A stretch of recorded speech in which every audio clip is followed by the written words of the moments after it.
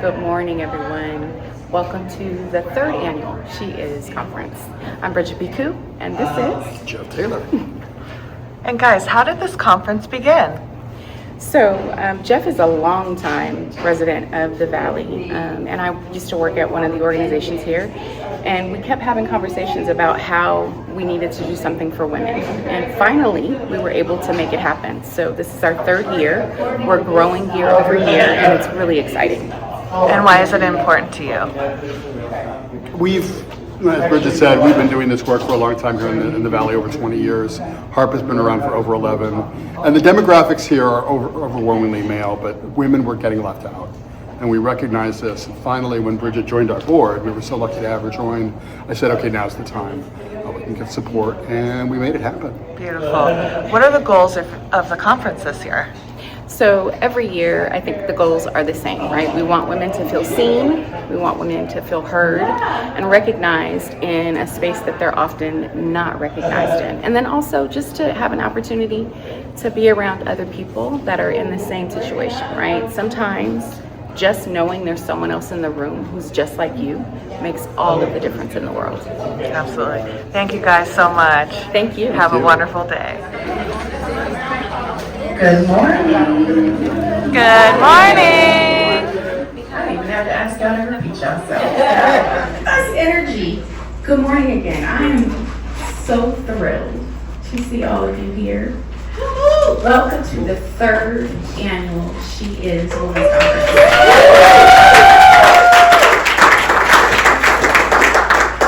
So because I usually jump in and just start talking, I remembered to slow down and introduce myself this morning. So I am Bridget Piku. I am a nurse by trade and a woman with lived experience in HIV.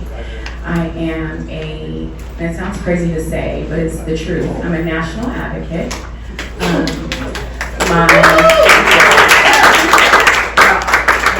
My advocacy is at the intersections of being a woman, being Black, and aging with HIV, getting older with HIV. I was diagnosed at 40, so technically I've been aging with HIV since my diagnosis. Y'all hear me say at 40?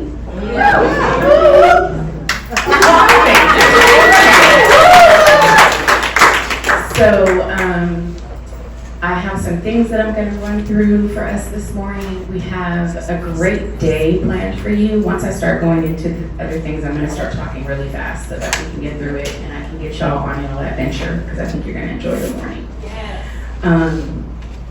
So starting with, this is a space that is created with the intention of making women living with HIV feel seen, feel heard, and feel like they are in a community, because oftentimes women in particular are very isolated when it comes to an HIV diagnosis. We tend to keep it a secret, which is fine. But in doing so, oftentimes it makes us feel very like lonely in a crowded room kind of thing, right? And so the point of this is for us to feel seen and heard and feel comforted by each other. If you are sitting in the first 3 rows, there is a slight chance you might be on camera. So if you do not wish to be on camera, please sit further back than that. If you do not wish to be photographed, just say so.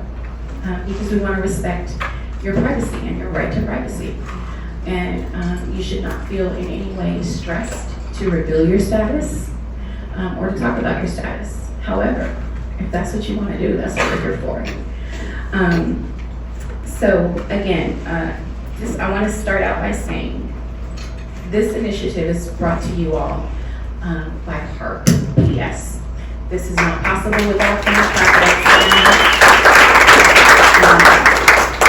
because I'm up here, people tend to thank me, but I want to make sure that we are giving credit where credit is due. The guys at HARP are amazing. Could you all please stand for me?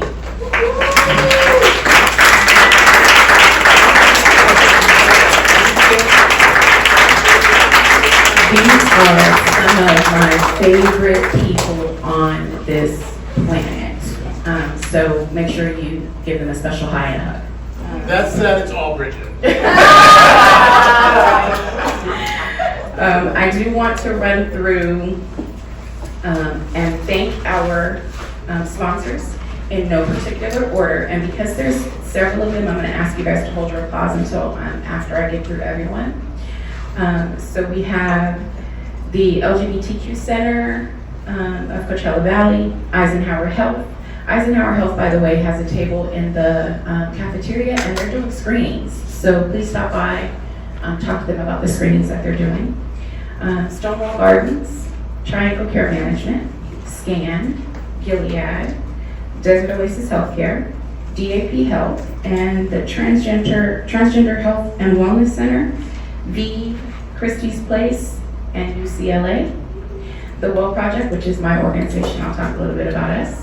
Desert Healthcare, Merck, St. John's Community Health, Inland Counties Legal Services, and I would like to encourage you all to visit their tables, have a conversation, talk to them.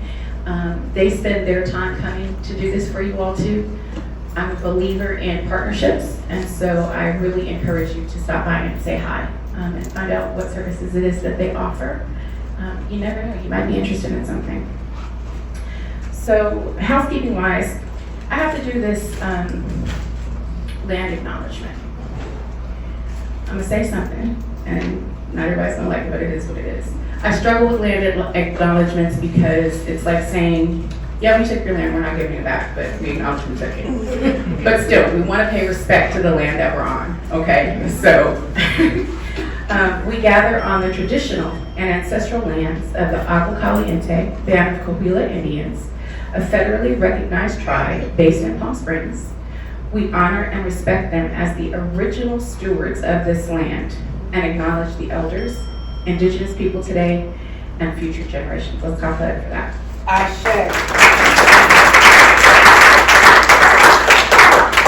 So, exits in the front. There's one in the hall over here. Nobody yell fire, and we're going to be all good. Your bathrooms are going to be in the hallway right here. There's one set of bathrooms right here towards the end of the hall, towards the cafeteria, and I think there's another set right here. So there's two sets of bathrooms. And then I already talked about the photography. There will be volunteers. So when we start having our conversations, there's lots of volunteers. Most of them have on a t-shirt. If you have a comment, a question, something you would like to say, please wait till they get to you with the mic. Please wait till they get to you with the mic so that we can hear you on the recording. Okay?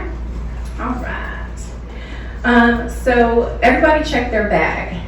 Tell me if you have a little red heart in your bag. Look in your bag.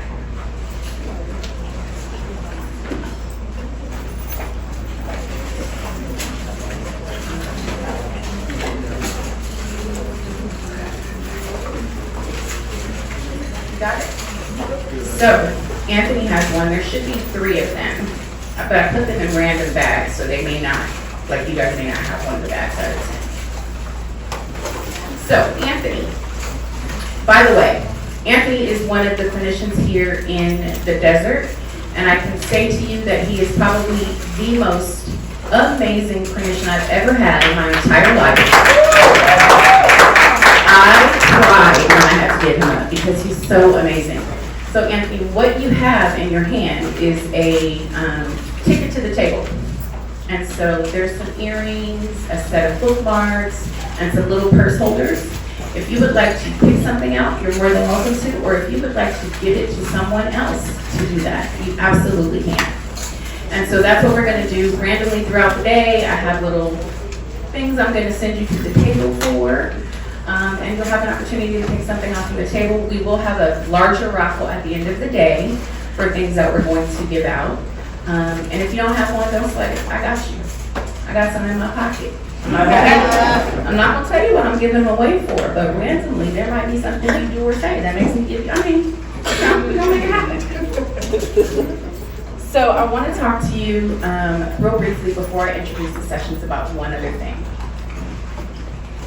As much as I say that this is a space for women living with HIV, I want us to understand that this is an intentional space. And so as you come in, as you interact throughout the day, I want you to think about setting an intention for the day. I'm not going to tell you what your intention should be. That is up to you.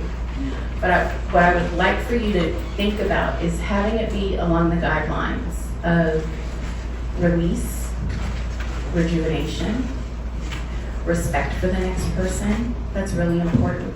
We are in what I like to call mixed company. There are folks here that are living with HIV. There are folks that are not living with HIV. There are women of Latinx, Latin E, Latin A descendant. There are women who may be of transgender experience here. There's black and white folks here. There are Catholics here. There may be Muslims here. Are you getting what my point is? So we're in mixed company and we're going to respect everybody, no matter what that looks like. All right? And then my last charge for you before I tell you about our first session is to have a wonderful day. I'm so grateful that you're here. Yeah.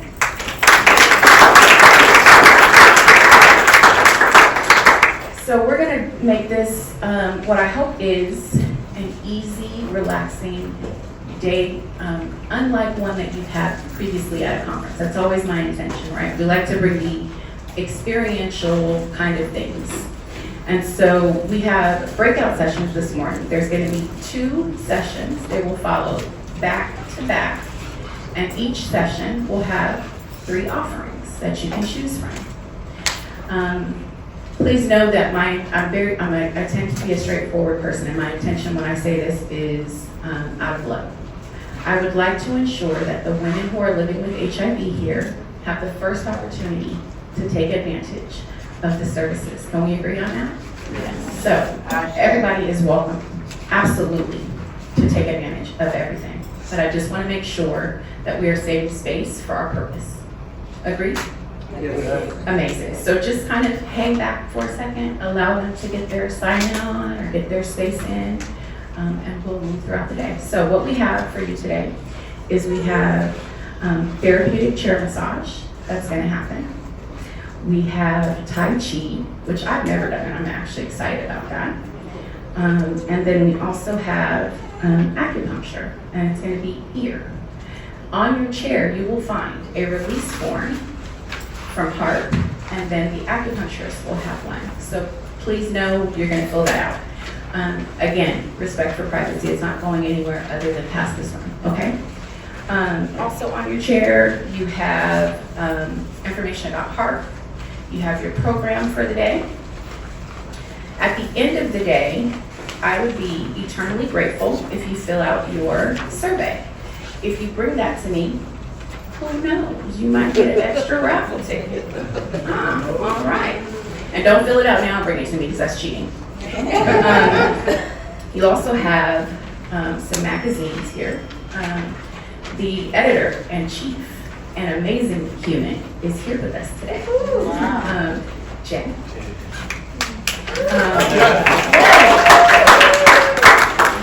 And then you may also have or see Positively Aware magazine floating around somewhere. That magazine is near and dear to me. I have an article that I write, a column in that magazine, and it's a special space for me because, again, it's a space that women are not typically recognized in, and so I love my column. All right, so each session is 55 minutes. There will be volunteers to help move you around, guide you to where you need and want to be. And so the first session, like I said, so we'll run through the first session. There'll be a slight break for you to transition into the next one. There'll be a session following that. And then we get to go to lunch. So super chill day, super chill day. And so with that, unless you have something I'm forgetting, Stephen, because I usually do. Did I cover it all? Shut your mouth. Listen, third annual, we get better every year. Yes.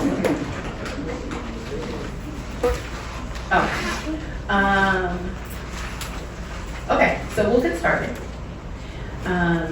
So in your head, if you have your session idea already, and just remember, we're going to switch, so you have an opportunity to do at least 2 of them. Jeff has some information for you about the acupuncture, so I'm going to let him give you that, and then we're going to release you into the ether. Where are the yeah, I'll start with that. So acupuncture is right behind us. We just go out the door, hang a left, and go back into the room right behind us. We're really fortunate to have Carolyn Cohen from 2 Stages Acupuncture in Joshua Tree. And so she's got kind of set up, she's going to be doing an actual acupuncture session here in Ealing. So she can accommodate 4 people per session. So again, what Bridget said about prioritizing our women with HIV. But you can all go in, she'll do a little brief introduction first. So if you're interested, there's not room the first time, there'll be a second session. So please do that and bring your little form with you when you do that. And we'll collect those from her. And then the other sessions, there's one off the dining room. And the massages. The massage is going to be right back here. So one, So Carolyn is set up back there. Carolyn said beyond they're this gonna go this wall. side. Yeah. Yeah. Oh, you mean by the lobby? No, right here, in the Right back. here. Oh, in the back of this room, I'm sorry. Back of this room right here Gotcha. will be the massage chairs, and the Tai Chi is going to be in the dining room. So if you're not really sure where you're going, Michael, right there, would be glad to escort you. Put your hand, Michael. All right, That's it. go forth, have fun. I'll see you shortly. I can help with HIV, and so don't worry about you're not submitting. So how many of you have had acupuncture or had some kind of Chinese medicine experience? Okay, cool. So I can actually give you a little background. So I'm happy to be here because my family, we're 3 acupuncturists, my husband, me, and our son as well. And we have a story with HIV. When my husband and I started acupuncture school 45 years ago. And we were going to school, I got pregnant, had to drop out for a variety of reasons. David went on, graduated, started working at Being Alive. Any of you familiar with Being Alive? Yeah. It's like, you know, one of the great early HIV clinics, pioneers in LA. And so David was one of the first acupuncturists treating HIV with herbs and acupuncture. And then I graduated. I specialize more in women's health and emotional disorders, disharmonies. And then our son became an acupuncturist, and when he was in school, the school that we both taught at, we had an externship program, like you were talking about at Piku, at Being Alive, and Jake worked at Being Alive too. So it's kind of full circle, and we have had a great time treating HIV and loving you all. Single use, don't worry about in the old days. It wasn't like this, but now, of course, we use sterile needles. We also use, what's your name? Kaylee mentioned ear seeds. We could do some today. I didn't bring my hemostat, which are kind of tricky to deal with your finger. But basically, they're little clear adhesive, and it's a seed. It's an actual seed. Some people use a stainless steel ball, but I don't like filling the world up with discarded stainless steel balls, you know? So we use the seed kind, and those go onto the ear I'll explain the points of the ear that correspond to body parts and functions. So we would see there, and it stays on for a few days, giving some gentle pressure. Many, many hundreds and more years, that your ear is like an inverted fetus. That the points here around the lobe and above it correspond to the head. It's at the bottom. This is the spine. The organs are in here. And this has been, I know it sounds wacky, it's a microsystem that has been studied and reproduced many times. And works great. I actually have a machine, I didn't bring it today, that measures the electric charge, bioelectric charge at the points to know how disturbed that area is, and it's remarkably. I was treating a woman with TMJ the other day. I used it on her. I went to cupping. I don't think I can do it on myself. We basically put a flame in like that, and then put it on the skin right away, and that creates the skin like sucks up into the cup, and creates suction that brings.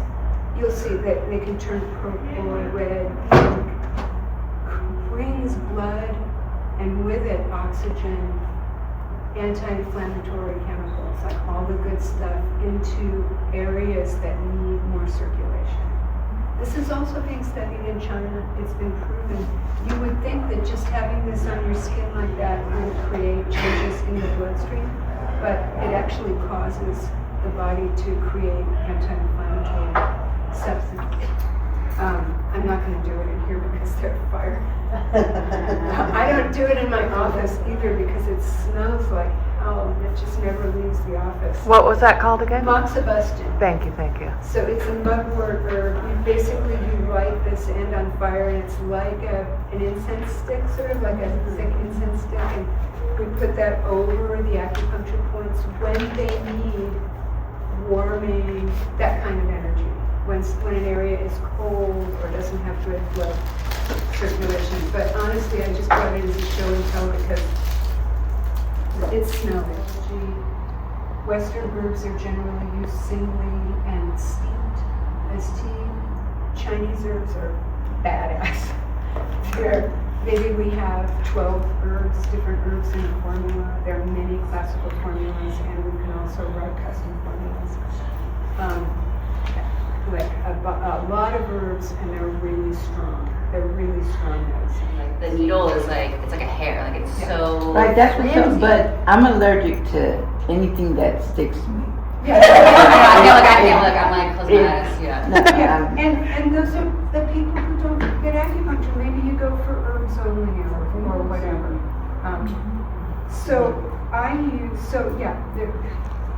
It's really good. So tiny, right? It's just I won't use this one. It's flexible. Do you, I went and got some acupuncture a couple of days ago, and that was my very first time. And so she just put it in my ears because she said the ear points goes over all of You roll your hands to the front, and you pick them up underneath like that. And the wrist comes in, and the elbows come alongside and push that water down and bend your knees a little bit. Hands flow right in front of your thighs. But 70% of the way on the left, that ball, remember that magnet underneath? So up the foot, hand like that. Hand comes up like this, shift the weight to the right. The left hand comes out here, scoop the water here, and hold that ball on your tip, top of the ball here. Step off to the right, left kneel down. And as you come forward, we got that imaginary mirror, the palm of our left hand, the right palm is on the floor. Good, come up, roll back, the whole body goes to the corner. And the inside of the wrist comes like that. Outside of the wrist pushes out like that. Shift away to the left, shoulder hip. Step off of the right heel, shoulder length apart. Now, as you come forward, you got that imaginary bird, we call it grasp the bird's tail. Flip it over, bring your body back to keep your arms nice and long. Down with both hands. The right hand comes low and then up to the neck level. The left hand goes to that wall. Time to try to say, pull the cotton off the wall. Gently and slowly. So what am I doing here? Reinforcing my wrist. My elbow is down. Left hip to the tail. Go around the front. Arms out, open up. Flip it over. Bring that tray back like this. Bring your elbows into your ribs. As you come forward, we push slightly upward with both palms. Hands come down, come back to the left. Hook your right toes in here. The left hand comes low and the right hand gets a peak. And the left hand touches my shoulder. step off with my left heel like this around here. Left hand, I'm going to wash my face, and I'm going to push out. I open up my hands, single whip. I open up my hand. Hold your breath. Nod back to the right. And then wrist comes in again. Wrist comes out. Then you shift the weight to the left. You slap the mirror one. The right heel two. And then the right hand leads. I'll play the loop with the right hand up. And the foot comes down, the hand comes down. As you come forward, you poke over your wrist. Right hand comes to the nail, the left hand here. I got a little ball here. Keep my elbow in, but my right wrist comes down to the head. Bring it around to the front. This is called a cat stance. 70% of the weight on this leg, 30% of the ball here. Hands come out. We call this eagle spreads its wings, which is really separating the hands. The left palm on the floor and right palm on the wall. How's it feel? Yeah, you're looking good. Great. So some of the stuff, for me, it's easy to remember if it's a martial art. This thing, what does this mean? What is that all about? I feel like pounded to the floor. So the way to do that, there's a million little Chinese tricks. One of them is a magnet. You have an imaginary magnet right here in my foot. Sticking right there. Now when I shift away to the right, that magnet goes to the right. Right here.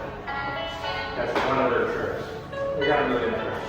Another trick they do is the knee, on my weighted leg. This is the weighted leg, 70% of the weight shift. Where's my knee? My knee should go right here. I drop a line, it should be right to the little toe. If that happens, my thigh is rolling out. That's where the power comes from. Knee, little toe. Don't go too far forward, it hurts your knee. Don't go too far back, there's no balance. Knee and little toe. Then they have this 3-ball concept. Like you're used to some of the concepts, I don't know. Use them if you want. Here we have a ball here. Chinese have a ball on this side of the ball. And it has close the door. Then we bring our elbows into our ribs.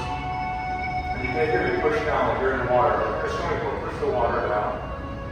Bend your knees a little bit. Let your hands float in front of your thighs. So you have my hands. Here's my thigh. They're out here. Same angle as my thigh, they're out here. Fingers are long, slightly rounded. No tension in the fingers. The Chinese say the tiger's mouth is always open. So we're here. And then we put 70% of the weight on the left leg. Like that.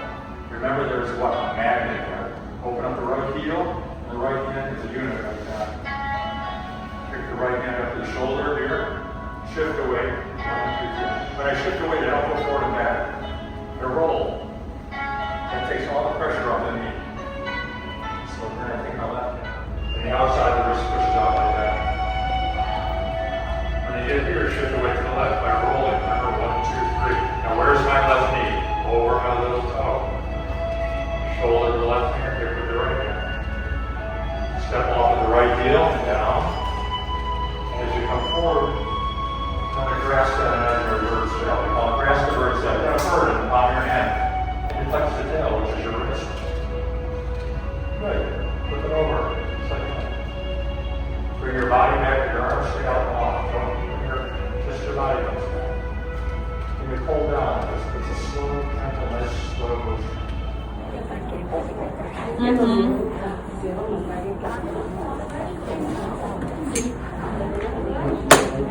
It's okay, I'll sleep that way. That's too much. Sometimes I feel that so much that I want to hold it there.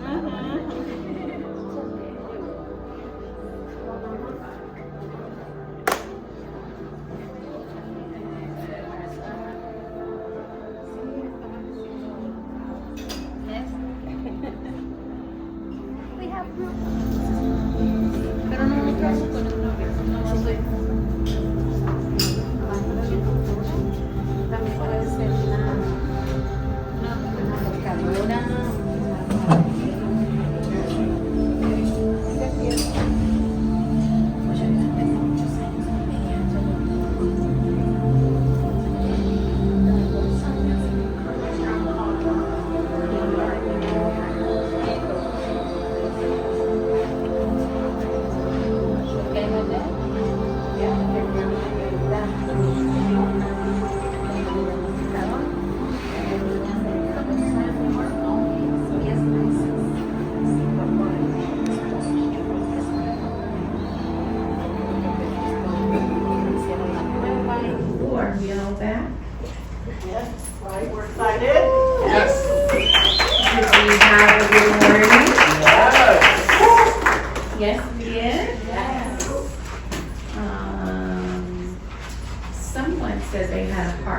Who was it?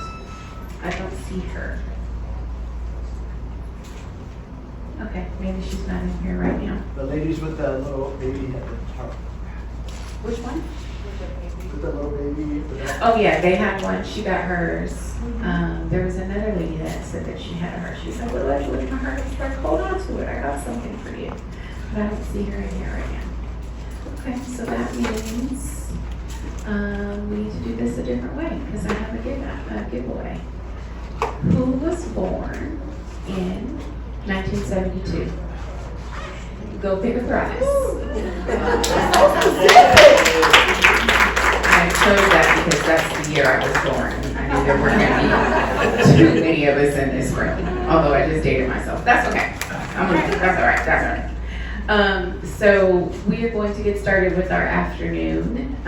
Nobody gets sleepy because you ate, because I promise you this is something that you want to hear. Dr. Danielle Campbell, who trying not to use her title, and I do not let her play like that, is one of the most amazing and fiercest allies and revolutionaries that I know. I always learn something from her. I appreciate her passion. She plays no games. And we need that in this movement, especially as it relates to women and the things that we need. So, be kind. You don't have a choice to be attentive because she's just amazing. I present to you Dr. Danielle Campbell. Thank you, Bridget. It's always tough to come after lunch, right? Folks are eating. We've done the first part of the day, but let's rock for just another, I think I have 50 minutes. And I want to be on time so that they don't get the stick and move me off. So, welcome to my talk. Thank you. I promise this is meant to be engaging. So I'm going to let you know already. Go ahead and whip out your personal communication devices, iPads, iPhones, cells, computers, all the things. So my talk is entitled 40 Years After the Epidemic, Why Aren't Women Meaningfully Included in HIV Research? This seems to be a question that ponders so many, but it shouldn't, right? Because what do we know about the global representation of women in this epidemic? Where do we fit? Nowhere. We don't fit anywhere, but we're overrepresented, correct? Yes. More than half. Say it again, Jeff? More than half. Right, so women comprise more than half of people living with HIV globally. So it stands to, sorry, I'm getting the mic. I was like, what's he doing? I thought he was like singing or something. He's like,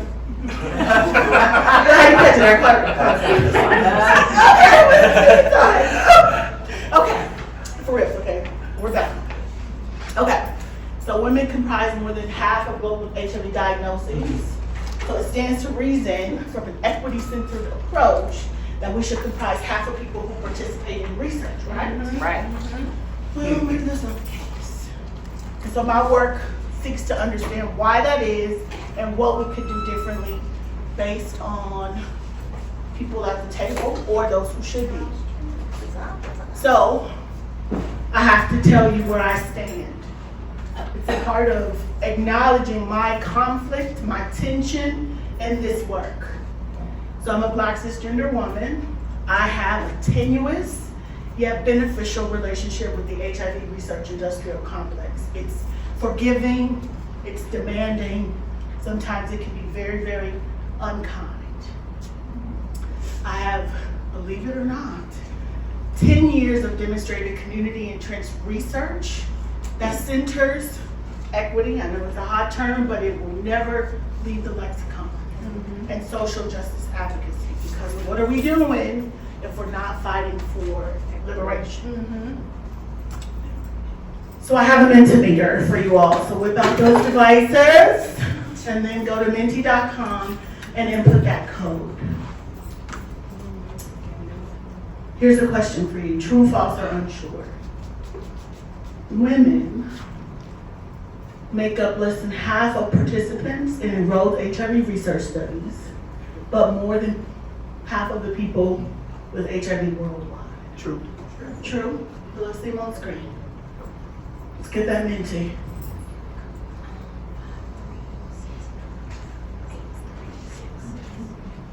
Can you read the code? Sure. So join me at menti.com. The code is 5369-8366. 5369-8366.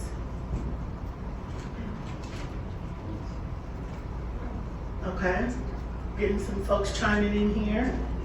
Women make up less than half of participants enrolled in HIV research, but more than half of people living with HIV worldwide. True or false? You don't know? That's fine.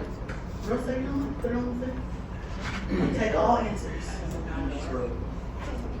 I'm hearing truths. I'm hearing falses. Some people are saying unsure. Okay. We good? I'm going to move on to my next slide. So that is true.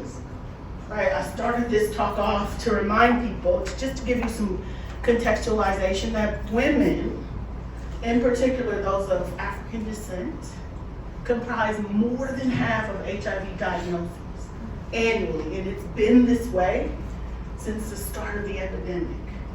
So again, I ask through my work, why is it that women aren't equitably and meaningfully enrolled in HIV clinical research? So many people have provided suppositions about why this is. I've conducted research to try to elucidate the background reasons. So at the top, we comprise the global burden of HIV.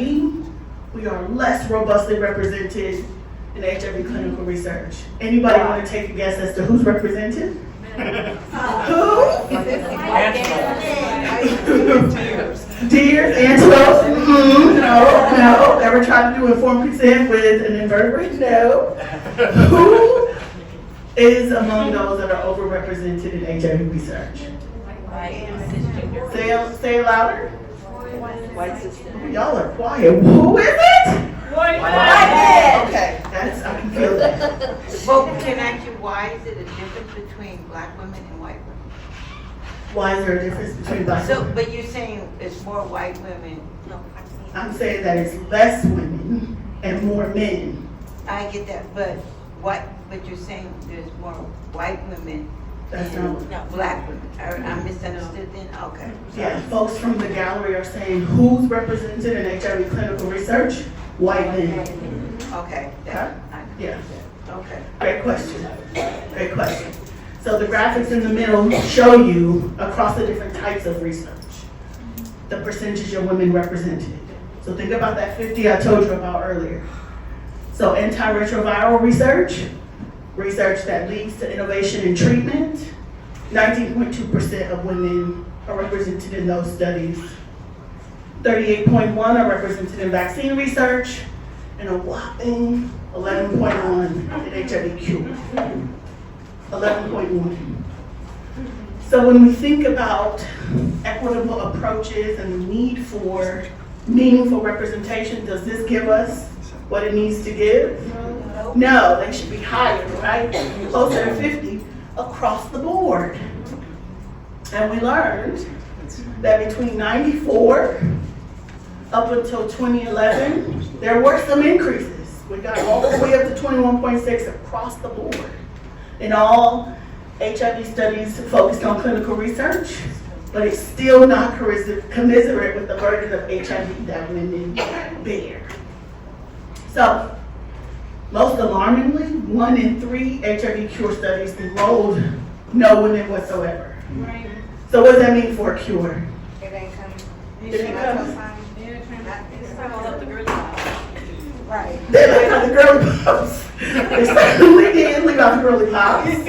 Okay? But with it, they left out robust science. Science should always be robust, and it should always be for everybody who is disproportionately affected by a disease, a thing. Right? So what does this mean for a future of a cure for women? We don't know.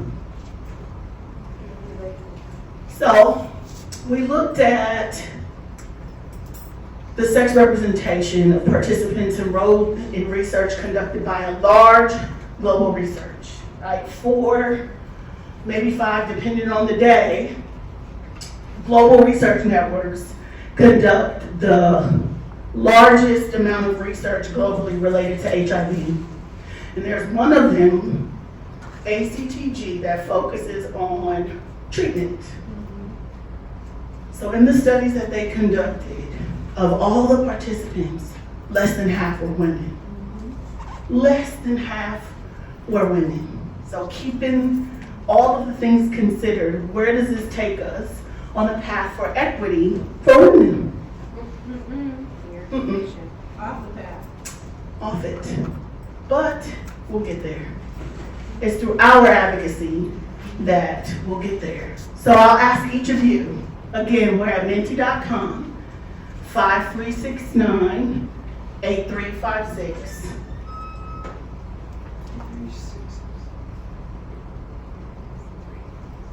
Yep, 5369, 8366. Sorry. Excuse me. Yes. So maybe I missed it before you started talking. And this question is asking why women participate. I'm like, why doesn't? I mean, I've never heard of a HIV women's study. I've never heard of one, seriously. And I've been positive 30 years. Oh. So. You don't say.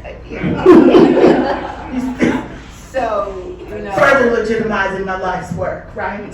You've been positive for 30 years and you've never heard of a women's center study? Never. I need to put you in front of the NIH and let them have it. But go ahead, you were saying? So I want to know what would be a reason why women wouldn't be in this. Well, we're going to talk about why women choose to participate, and spoiler alert, the next slide will ask you why they don't. Okay. Yes, question.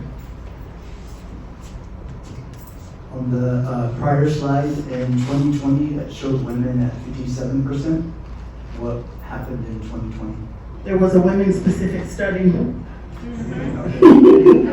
So what does that mean? If in one calendar year, you can get the threshold of women to equitable participation in a women-centered study, then it's possible. So there should be no reason why we should ever see 39% to 60%. It's proof of concept that you can get women to enroll in studies if you but have research that is focused on women. Thank you. Great. Well, I couldn't have planted that question. Okay. So if folks will log in and tell us. It says responding is off. Hold please.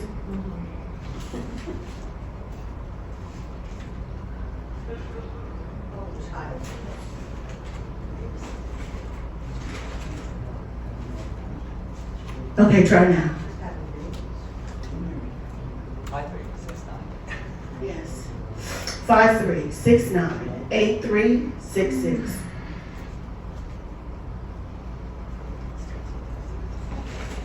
Still says all.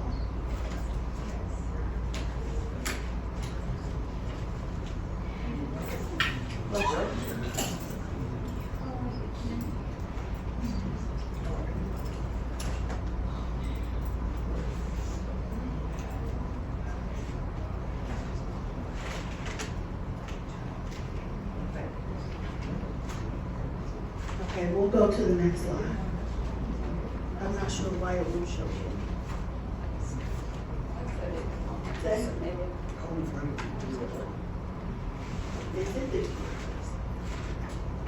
It says responding is turned off. Again? Next one. You can see it on that one? Yeah, I can see it on this one. It's still reasons why not. We're good? Okay, good. Woo. For the last one. It definitely says you should be able to participate, but I'm no mentee expert. Yeah, now it's changed, it now says one response. Plumber stuff? So people can respond. Oh, look at that. Okay.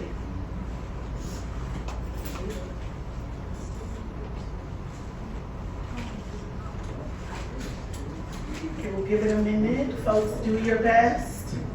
What are reasons why women do not participate in HIV research? Okay, don't know where to go is a good one. Dis or mistrust, lack of knowledge. They don't have time between work and life and all of the commitments for all of the things, family obligations. Some feel hopeless, uncomfortable, stigma, not informed of the opportunity.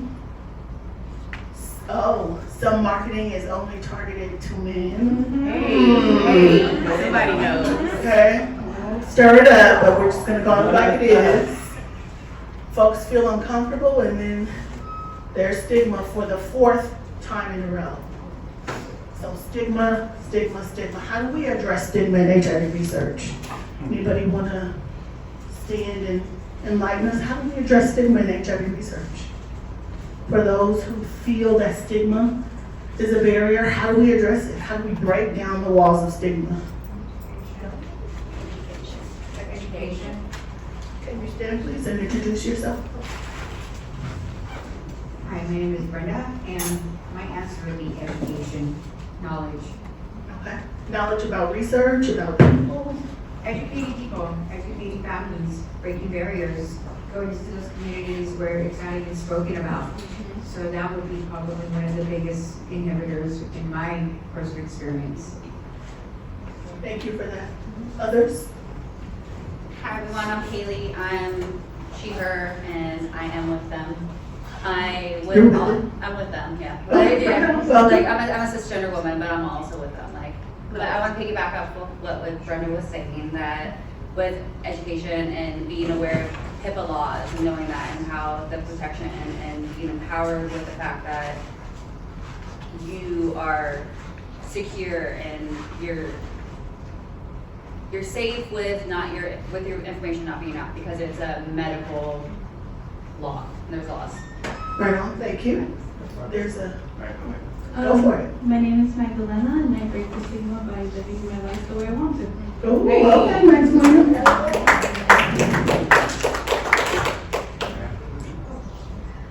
Marissa, I think also it's cultural. Say more about that. Especially around in Hispanic communities, we want to be guinea pigs. Lack of education, again, like somebody said. So I believe it's also cultural.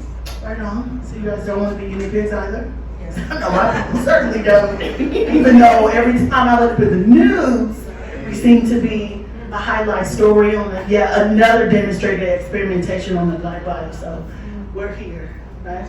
Other thoughts? How do we address stigma? Stigma is big. Good afternoon, everyone. My name is Jen. It takes individuals living with HIV to be willing to put themselves out there, to show others what it looks like living with HIV, what it looks like participating in research, just to, again, to break down that stigma, those concerns and insecurities about participating in research. Right on. Thank you for that. Other remarks? Was warned I'd have to be with Geraldo, so let me know. You have to know where to go for participation. It's like, how do we know to go get, to be part of a research if the education is not there, if the community. This is my first conference coming to. Really? Welcome to Campbell. What better way to come here? You know, and I got diagnosed in October of '88. And that's just when I found out. And there is no support or participation for women at all.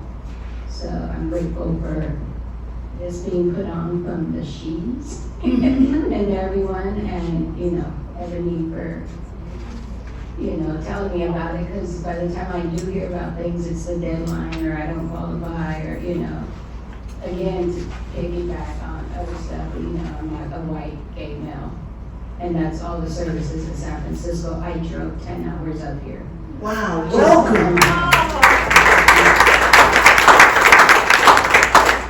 And thank you. Shout out to Ed Gordon for leading the bus. So I think another thing we all need to do, women and allies especially, is confront the people who are responsible. Yes. The organizations doing it, the government, the drug companies, everybody doing the research saying, why aren't women here? I know some of us have been doing that for 30 years. It's a slow slog. We have to keep doing it. We need more voices. The women standing up and say, hey, this affects me directly is the most powerful thing. But a minority is a minority, right? You need allies willing to stick up for you. And we all need to do that. I did. Right in front of here.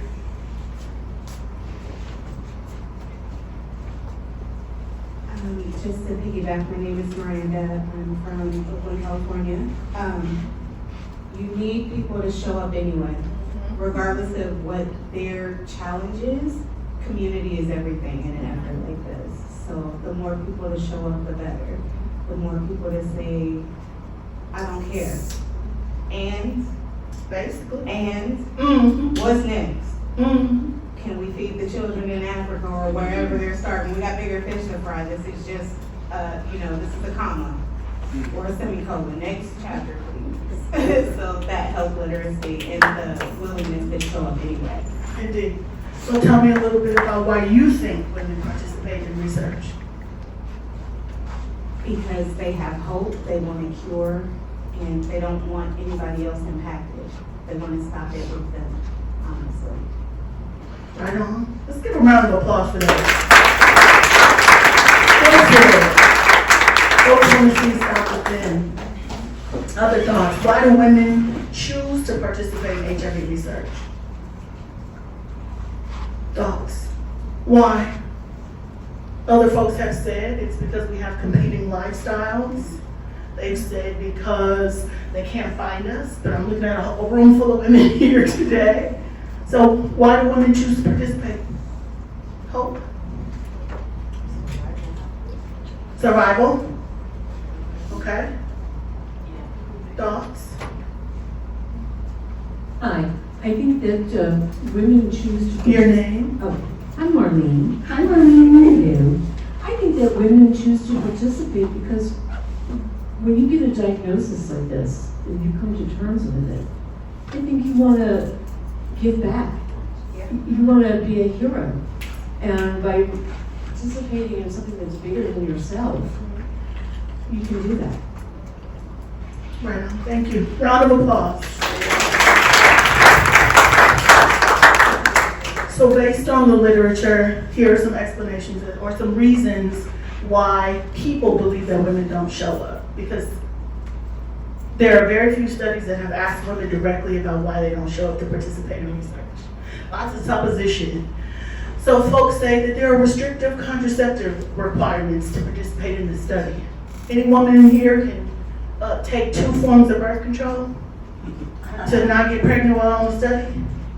No, we got one, right? It's in the arm, it's in the vag. Where is it? We take it orally. That's all we got. Anybody? How can we get 2? And who's gonna pay for it? Who's gonna pay for it? Right. I'm trying to be quiet. What did you say, Bridget? I'm gonna behave myself in my corner. This Never. This is for y'all. But I mean, you want people to take 2 forms of contraceptive. Okay, who gonna pay for it? Right. Right? Last I checked, we can only take the one. And we have to promise, I promise you I'm not gonna get pregnant. But what's the rate of unplanned pregnancies in the US? Should I? It's more than 70. More than 70% of pregnancies are unplanned. So to participate in your research, you want me to promise you that I don't allow someone else to get me pregnant? Okay, wait on it. Right.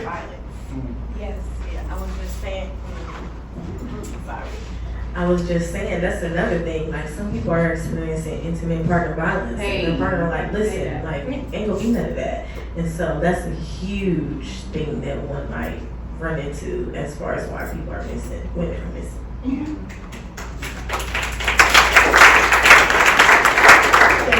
So not only can I not get pregnant, but I can't breastfeed either. So if I'm breastfeeding, automatically, I'm moved over into an intent to follow arm of the study, missing out on all the potential benefits of the innovation in that study. Like a child care support, Transportation challenges. Do any of these resonate with you all about why women would choose not to participate? Inconvenient clinic hours. How many of us are caregivers? So when are we going to participate in research? After work, I gotta pick the kids up, we gotta get homework done, we have to get ready for tomorrow. And don't forget dinner and packed lunches. Maybe even meal plan if I'm sassy. Stigma, a big one. Infringement on our sexual and reproductive autonomy, and that is big. Why do I have to take 2 forms of birth control to participate in your study? Why? Is it the same for people of other gender persuasions? Are y'all telling Bob and him to use 2 forms of birth control? Like not. So I'll ask you again, where's the equity? Who's missing from these conversations? It's us. It's women. It's Black women. It's Latina or Latino women. It's trans women. It's gender diverse people. It's people in resource limited settings. It's everybody except who? White men. There's the issue. All right, so what do women really want to tip the scales of equity for our own research liberation? Co-creation. We want to design studies alongside you that fit our lived experience. Don't tell me in order to find a cure, I have to participate in a study that requires an overnight visit in Bethesda. Who's going to watch my children? The fishes, the dogs, the snakes, the grandmother? Who's going to do all of that? Shared power, data sovereignty. That research and those findings should go right back to the women who lent their bodies to advance the science. Mutual benefit. Mutual benefit. It's not me giving of myself as a woman and you advancing the science. So, to close us out and to give additional context, I conducted a study called IC. And it took this conversation around these, what we call structural inequities and syndemic conditions that affect women's ability to participate in HIV research. And I asked women, the first of its kind, why don't you all participate in research? So, just some background, and I've said it before, I'll say it again, if there's one thing you learn, Black women comprise more than half of HIV diagnoses among all women in the US. And we bear a substantial burden of HIV globally. But it isn't just that we get HIV and the story is written. We exist at the nexus of complex social interactions. And all of those things co-occur to affect whether or not we participate in research. No surprise, right? Or so I thought. So I said, I'm going to design this really fancy study. I'm going to get a bunch of money from the NIH, and I'm just going to ask women, why don't you participate? Here's who I asked. And shout out to Eb Gordon. Shout out to other folks who, when I tell you, thugged it out on this data collection. I had about 3 months to recruit 305 women in the middle of a transfer of the presidency and all of the shit that came with it. My grant got cut, it got reinstated, it got cut again. All about trying to dissertate and graduate. I had 3 pieces of hair left. So here's who I asked. Every self-identified woman of Black or African American racial or ethnic identity. You had to speak English. Unfortunately, NIH does not give us the money to conduct this type of research in folks who do not speak English. And so I asked every woman I could find, with or without HIV, ever participated in any type of study that involved quote research. And I went to the ends of the earth to find them. Shout out to Bridget, who was right there alongside. Here's what I found. So all of the things that people think stand in the way of Black women specifically, because it's always this larger conversation that women don't participate in research. Well, we do if you ask us. And then secondarily, Black women, since we bear such a huge burden of HIV, should be at the front of the line to participate in research. But we don't. We don't. Say that a little louder. We're usually the last to know. Why do you think that is? Clear your throat. Design. Say more. Design. It's by design. If you really want to study out, you want it to be effective and or biased for your own purposes, you run it the way you need it ran. You sprinkle in the intended target, but they're not the sole purpose of the and it or the equity. Okay. I'm gonna cut that one up. Let's give her a round of applause. So Black women said, in fact, it is not our children that keeps us out of research. It is not the fact that we use substances that keeps us out of research. It is the overburdensome, patriarchal processes of research that keep us out of it. So all of the things that you saw on the past slide, women said, don't necessarily sit at the top of the list as factors as to why we don't participate.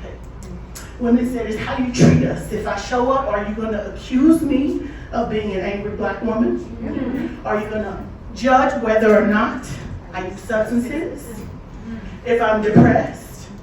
All of the folks who co-endorsed substance use, violence, angry Black woman, depressive symptoms had increased odds of research participation, not the other way around. So that sits on its head the existing literature that describes ad nauseum that women don't participate because of these very things. When you ask women, they said, actually, it's not that at all. And I asked women 2 different ways to make sure, and even triangulated the data. So the methods are rigorous, and we can't tear apart what the research has said. But I left some strategies for the powers that be to help move the conversation beyond women don't participate in research. It's not that we don't. There are other factors that say we do. Another mentee. So I'll ask you all, and you should be able to leave a comment. What should research do to better include women?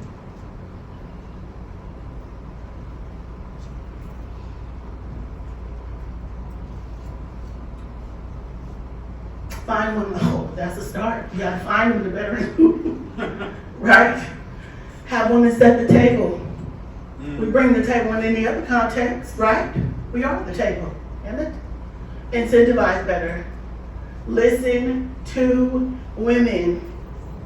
Include women in the formation of the study from the beginning, not after you've presented a concept and you want to get our thoughts. Okay? Trusted networks of women. These researches that are out there for women, are they, my mom's always told me not to do researches that give medicine or stuff like that, do observation. So when you do these researches, are they 2 different kinds? I guess that's what I'm talking about. There are lots of different types of research that is conducted. Social behavioral that does not involve, quote, treatment or an intervention. But I'll challenge you this. If you don't participate in research in the beginning and are a part of the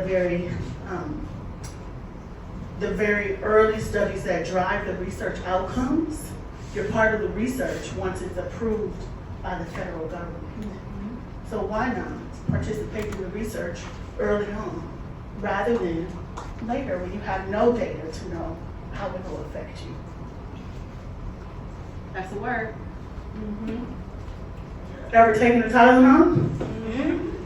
Yeah. Take your blood pressure medicine? Yeah. Were you in a study for blood pressure medicine? You were probably in a blind study. Nope. Probably. You're in a blind study. Right? You look at the studies of people who participated and getting the approval for the medication. They didn't look like you, but you take it on the other side. Throw that out the window, okay? I'm sorry. Makes you think a little differently. Yes, yes. Notice where you get your health care. When you notice where you get your health care, if it's a research facility, any and everything you do can be subject to data. So, teaching hospitals are great, but you got to be prepared and willing also. Be upfront. You'll find out more avenues to be a part of studies, but usually they're, the local ones now are mostly in neurology and regular primary care for aging because people are living longer. Yep. Non-engineerians are the top demographic right now. That's people living well into their 90s.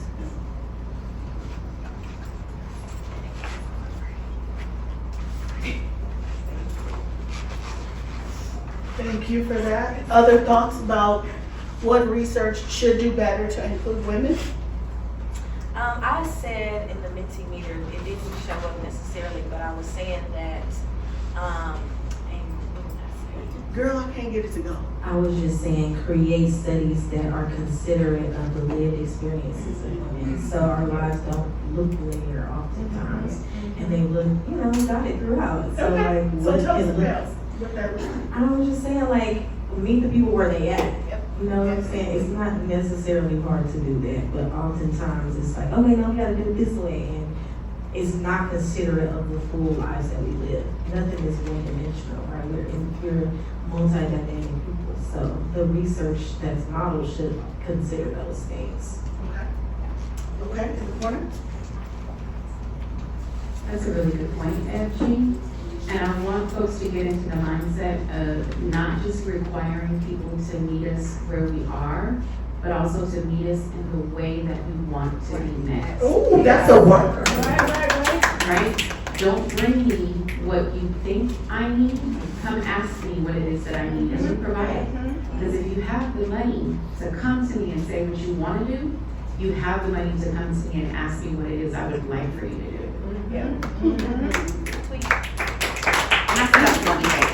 I think offering your thoughts isn't bad behavior, right? Thoughts of others? Indeed. What should research do better? I know we have folks who implement clinical research trials in the room. Please don't make me put you up. What should research do to better include women? You've heard from the lived experience. Let's hear from the machine itself. I'm not the machine itself. I've been in the belly of the beast. I can say that much as you, right? So, that's what I said before. Involve women from the very beginning. Start with women researchers, right? If you're going to study a population, get somebody from that population who knows who and what they're studying, right? And then all the way through the process. Involve community advocates from the design phase of the study when you're coming up with the idea. Not, as you said, coming up, writing the trial, and then showing it to people and say, what do you think? Well, then it's usually too late to change it. So, from the very beginning, and again, people standing up and saying, put me in these positions, what do I need to learn? Teach me so I can help you do this better. And then allies, the same thing, right? Keep speaking up, saying, why aren't there more women in the room? Why aren't there more women in the study? Why aren't you asking things that are important to women? The whole thing, across the board. Right on. And bring women along with you, right? You know you're in a position of power and influence. You have the ear of those individuals who implement studies. Bring women along with you. I'm about to call my friend up because I love him. He's brilliant. He's sitting in the back. Call him out. I'm trying to give him a warning that I'm about to come. I just did the same thing. Because I need to correct, and I also need to correct myself earlier because I neglected to mention the name of one of the best organizations here for research in the Valley, Bioclinical Research. And my very amazing friend Angel is in the back, and I would love to offer. Angel thought you was about to slip by. I would love to offer some ideas about what he thinks we should do better. And I'll call my other friend from Los Angeles. Hot talk. I think it's, as Jeff mentioned, to include women early on. We've had multiple PrEP studies where we had to exclude women from it because they're breastfeeding. Isn't that terrible? It's horrible. Because contraception, are you willing to not get pregnant for X amount of time? Because I'm pregnant myself. but So I think it's unfortunate, and pulling in from that community because I am an advocate, I love women, but I don't know, I'm not you, so I need to get someone from that community to pull you in because I might be a trusted messenger, but you can't see yourself in me. So what's the great thing about our site is that our coordinators, our lab assistant, our nurses, they're all women. So that opens up, the door for people to be vulnerable, for people to allow themselves to be seen in these research studies where they're not necessarily thought of. They're mostly an afterthought, really. See what I'm saying? Oh my god, hello everyone. My name is Kevin, I'm from UCLA. And yes, we are also primarily women who work at the office. It's just me and like 2 other people. But other than that, like our coordinators, our PIs, the lab technicians are all women. So we always include women in mind. Right now we have a study for women living with HIV and menopause, the HOT study. And like that study is pure focused on people with scientific for always including trans men as well. And something that like we really want to focus on is like meeting women where they're at. So like something that we kind of dealt with is like we're going to spaces like support groups that women would host, but we're finding that they're not there. They're not at an HIV clinic. They're getting primary care somewhere else, and that's something we learned when we're trying to figure out for this study. We're at the salons, we're at the beauty shops. That's what we're hitting up now. We realized that when we're targeting, we're trying to help this population, we went around it the wrong way. And the only reason we found out is because we spoke to women. We asked them, yes. Like if we never even had that conversation, if Danielle, you didn't even invite me here, I wouldn't have gained all this knowledge now that I could take back into the office and help more women get onto studies. And it's so important to know too, I mean, some of our studies will put a hard stop and say, you've enrolled too many men. There's not enough women on study. And we'll primarily switch over to just recruitment for women. because that is equity between the people. And before I leave you, I wanted to recommend one study. If Bridget could help share those flyers. So I work with some excellent, dynamic women at the University of California at San Diego. Dr. Jamila Stockman, right? Shout out to Dr. Stockman. My mentor, Black woman scientist who is in the trenches developing primary prevention interventions for Black women to help us get re-engaged or stay engaged in HIV treatment. And so there's a study, right? Clap it up, y'all. Yeah. We talk about the years of research that is focused on women. You have folks like Dr. Jamila Stockman who are out in community leading these studies. And so we're looking for about 15 more women, 15, not 50, 15 more women to join this study. You can be a resident of California, Nevada, and Arizona. The incentive is nice, right? Because we heard from folks about the disparity in research incentives between studies that focus on women and those that do not. We're looking for your support to help us get the word out to finish our recruitment. And with that said, I'll pause here and take any questions that folks may have. Thank you.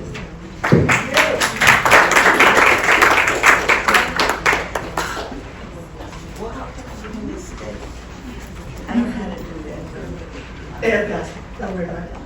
And you'll get somebody from our team who is absolutely phenomenal. Okay. I mean, I would love to be in studies. And your first study for women. Oh. All right, I'll hand it over to our lovely mistress, Bridget.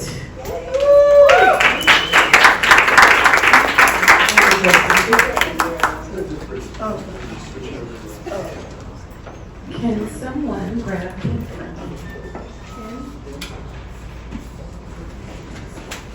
Did you learn something? Yeah. So,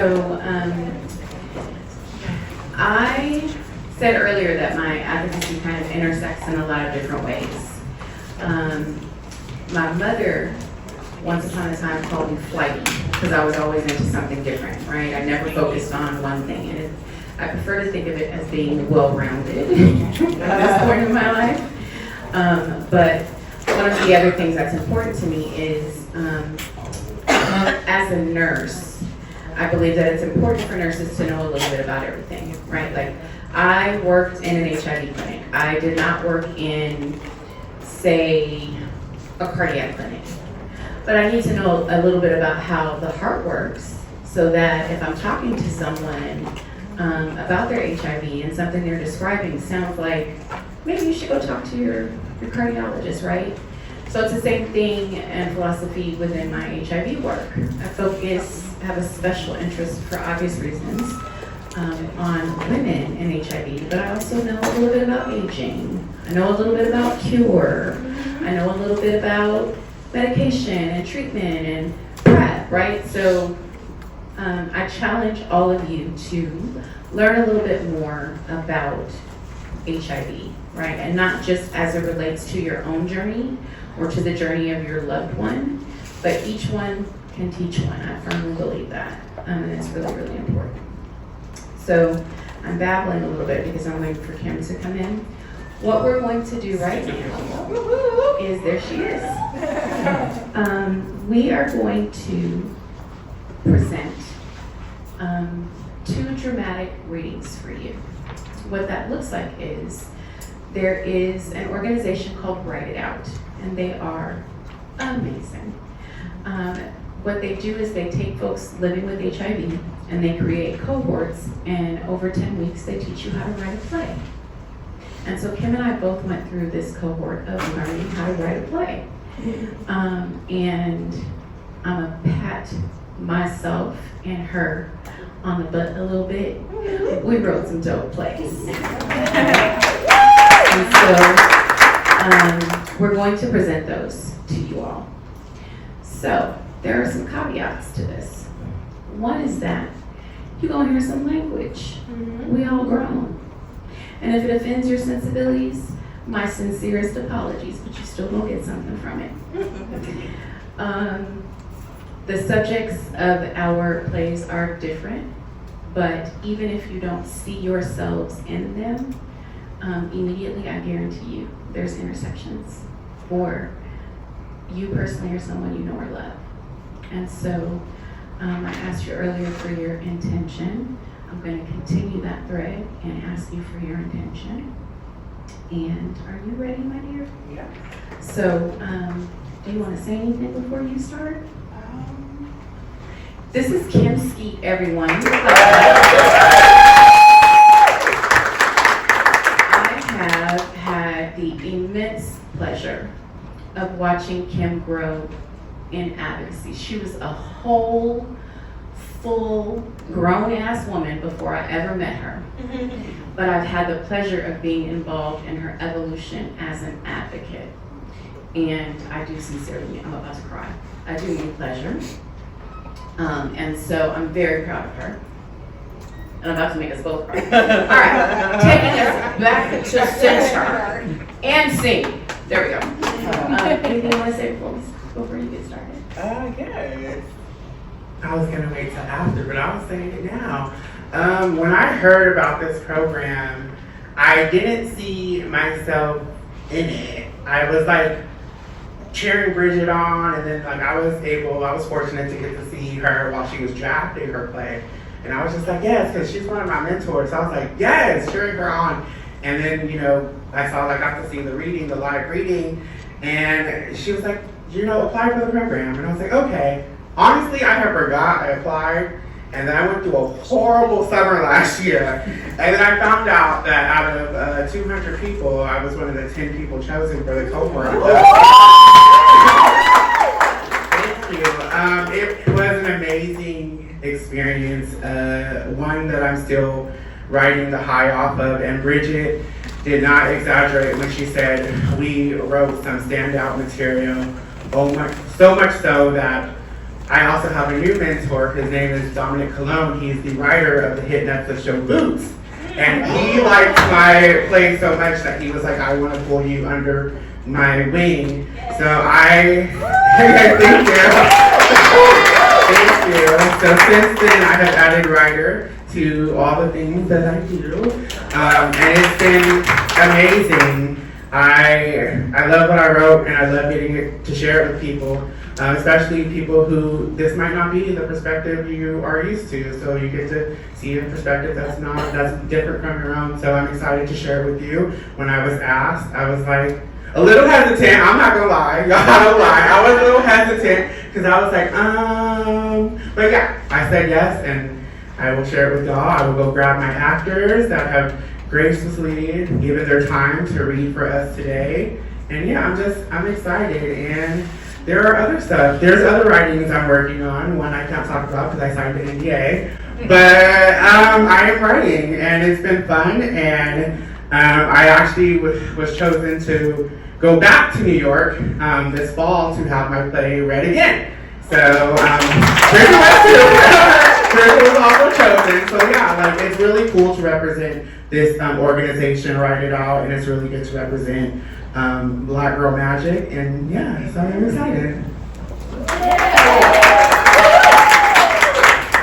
So can we get the mic set for the actors, pretty please?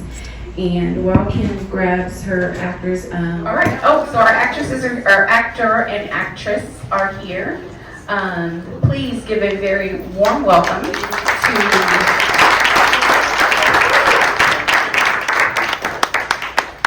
All right, please give a warm welcome to Epiphany Kali. She is Palm Springs diva. She does a lot of the shows out here. Mother, and I'm so happy that she drove all the way from LA just to read for me today. And then we also have Jerome, who I'm so grateful for stepping in last minute. He was so kind. Our other actor couldn't make it. But Jerome stepped in last minute, and I'm so excited to have him. And I'm going to be reading the stage directions off the side. Let me, your chair. Y'all ready? All right. He loves me not, he loves me. A 10-minute play by KJ Skeet. Place. A poorly lit motel room. Time. Now. Outside, we notice a cast of red and blue flashes through the blinds. The flickering intensifies, then fades, leaving a single light on stage. Enzo sits up shirtless at the edge of the bed. He reaches for his jeans on the floor and begins to dress. Summer lies beneath a thin, rumpled red bedsheet, her body outlined in provocative lingerie.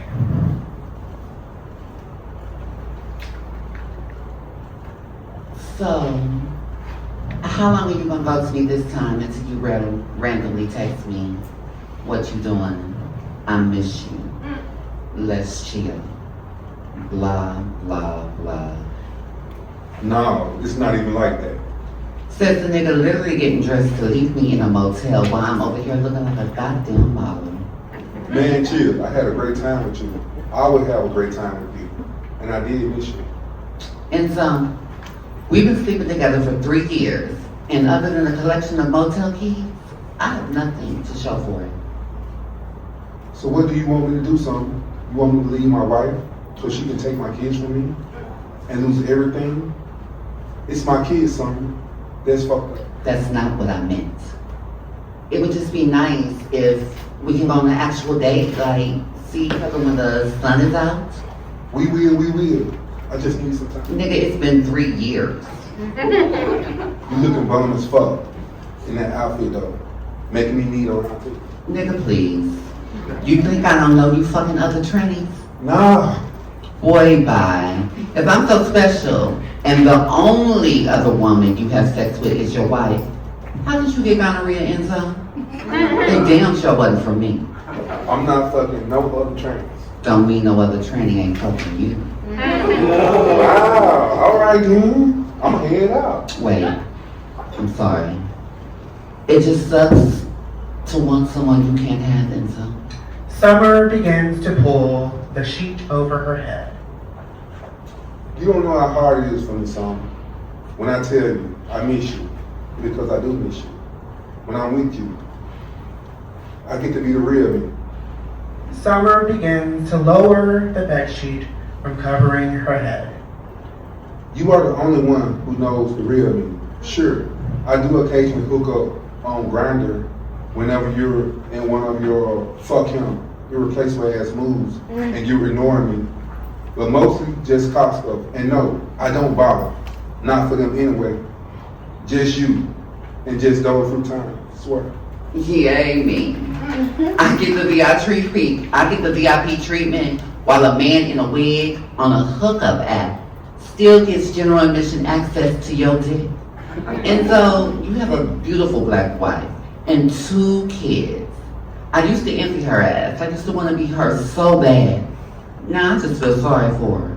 I literally had to beg you to get tested, then threaten you to get some type of treatment for the STI you contracted from only God knows who and where. Did you even have the balls to tell her? Tell her what, Summer? Did I like ass, 8, and chicks with dicks? No, that she should get tested because there are several things she can do to protect herself from her baby daddy. I'm on her husband, son. Could have fooled me.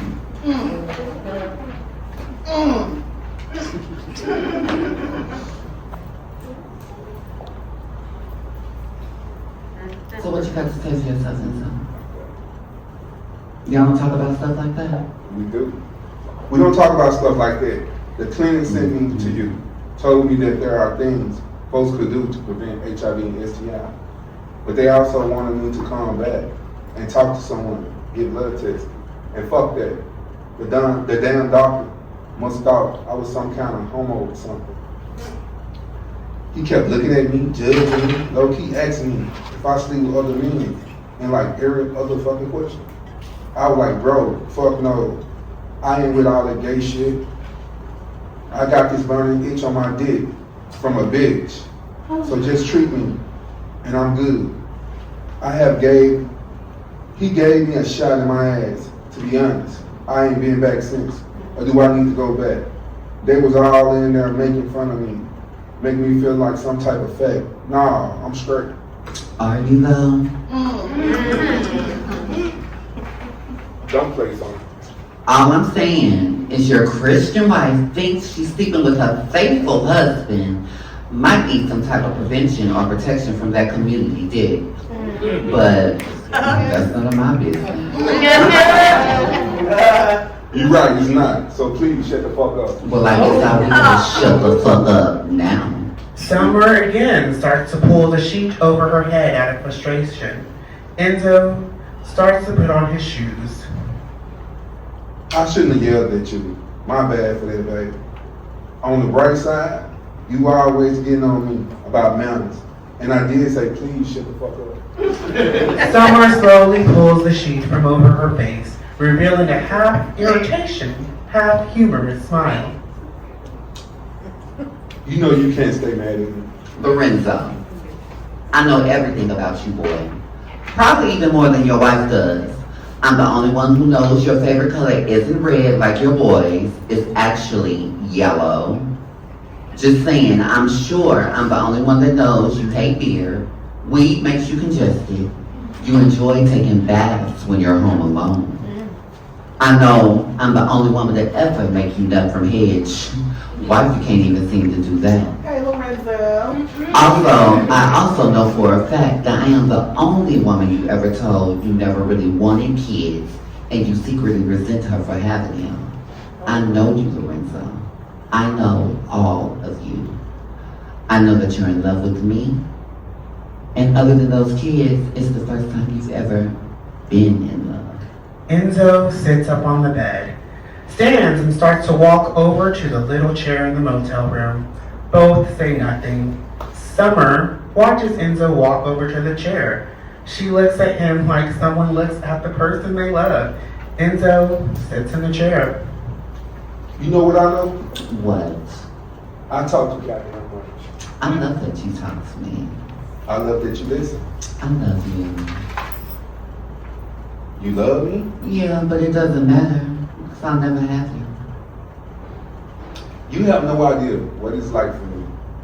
And you all fucking sisters have your choice of a family.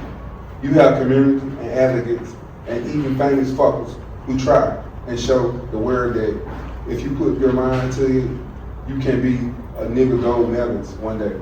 Turn bitch the next day, if you really want. Boo fucking who, son?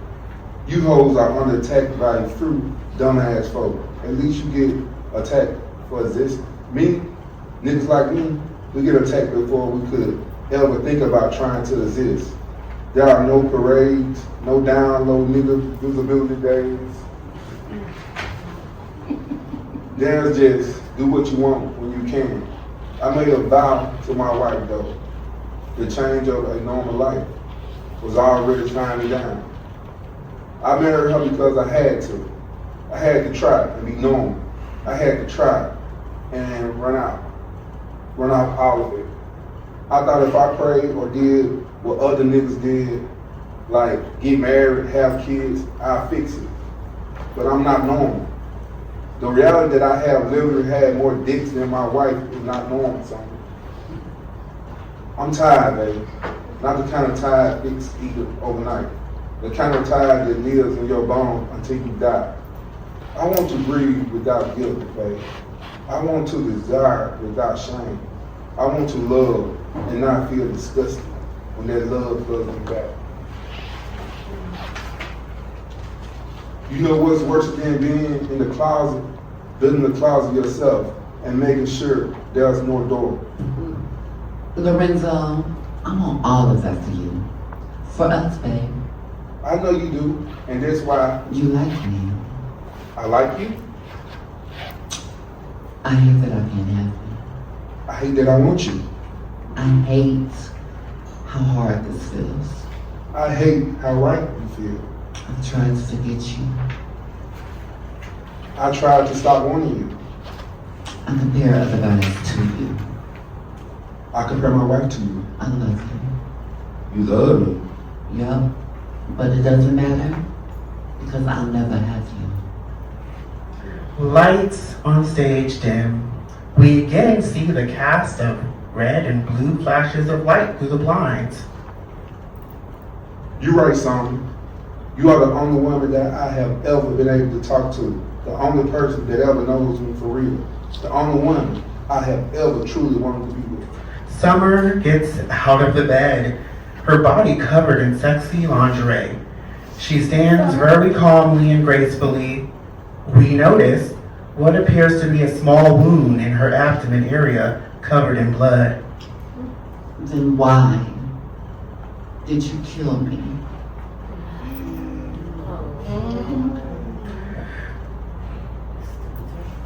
Summer walks over to Enzo. The two kiss.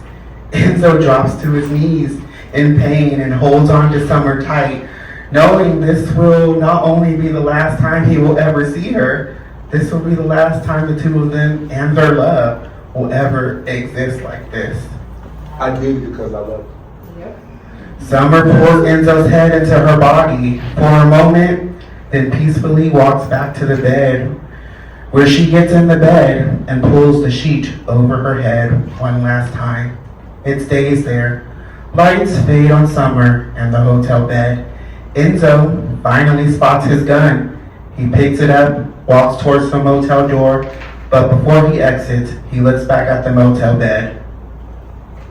I love you. Red and blue flashes of light through the blinds remain. We now hear police sirens. We see the silhouette of a body covered in a red sheet. She doesn't talk. She doesn't move. She doesn't anything. End of play.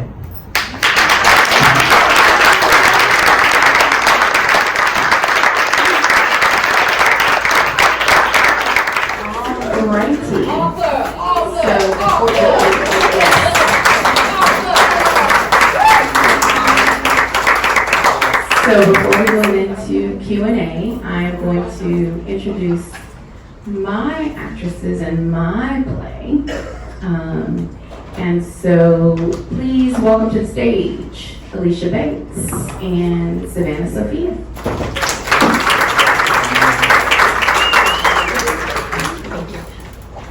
I am also going to be manning the table. Give me 1 second, y'all. I'm doing double duty. Alrighty. So, my play is called Not to Be an Alarmist, but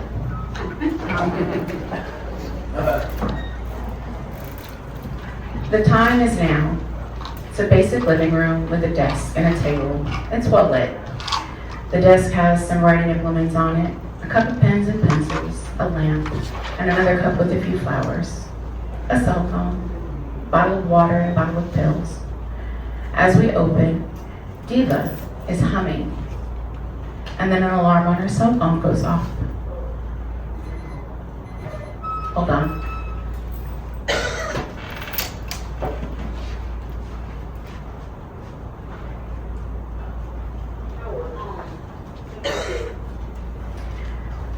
She turns the alarm on, picks up the pill bottle, sighs, and puts it back down.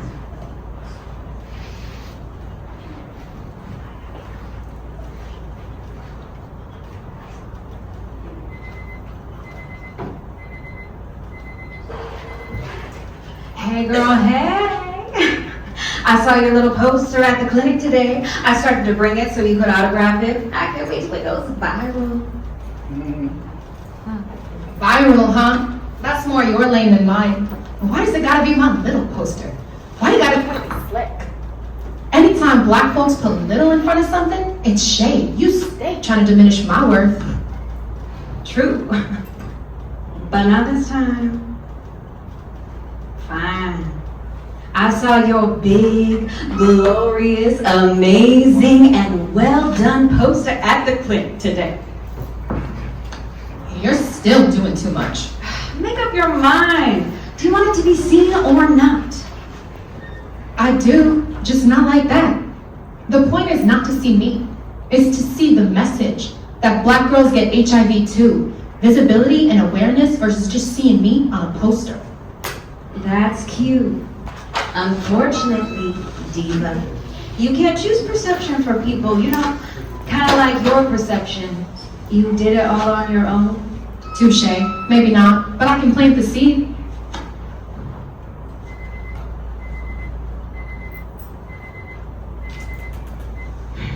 I thought you would be happier about spreading the message, Diva girl. How long are you gonna keep ignoring that alarm? What is it you think the mess? You know what? Never mind. I am happy. It's just humans are exhausting. Willfully stubborn in judgment and ignorant in understanding. It's not what I expected, I guess. And quit calling me Diva. Not what you expected, or not what you hoped to gain. I wasn't looking to gain. Expectations or hopes aside, if it helps someone, it's progress, I suppose. Stop being so damn nonchalant. I'm trying to talk to you.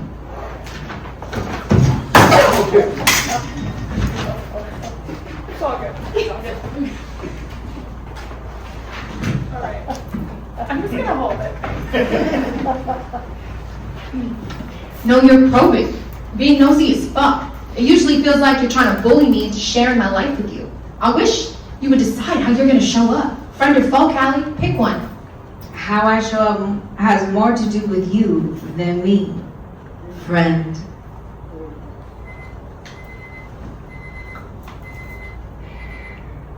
Girl, damn! Take the pill. How does that alarm not annoy you? It does. Just not as much as it seems to annoy you. And please, please, don't try to act like you give a shit if I take my meds or not. I'm just trying to help a sister out. Don't try to play me. Don't do that. You don't get to be the problem and the solution at the same time.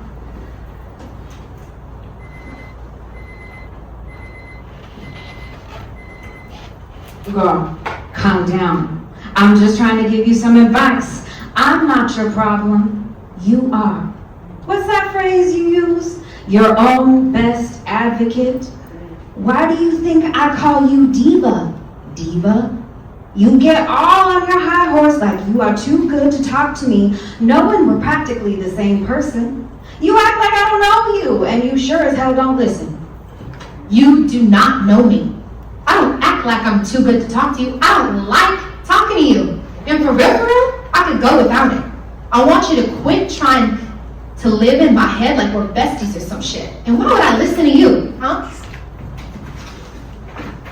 That takes trust. If I had listened to you in the beginning, where would I be? Now, what's that supposed to mean? We were both set on survival then, trying to find a way. I didn't tell you anything I didn't tell myself. You said to keep quiet and keep it to myself, right? Quiet shame and guilt and whatever the fuck else you kept whispering in my ear. That was your advice? And for what? Guilt for shit that's only ever considered a mistake when it has a negative outcome? Ashamed because I trusted somebody and had sex?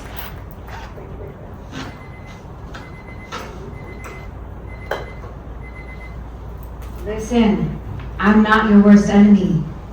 If you try to say that I haven't had influence on you, more good than bad, you know you a lie.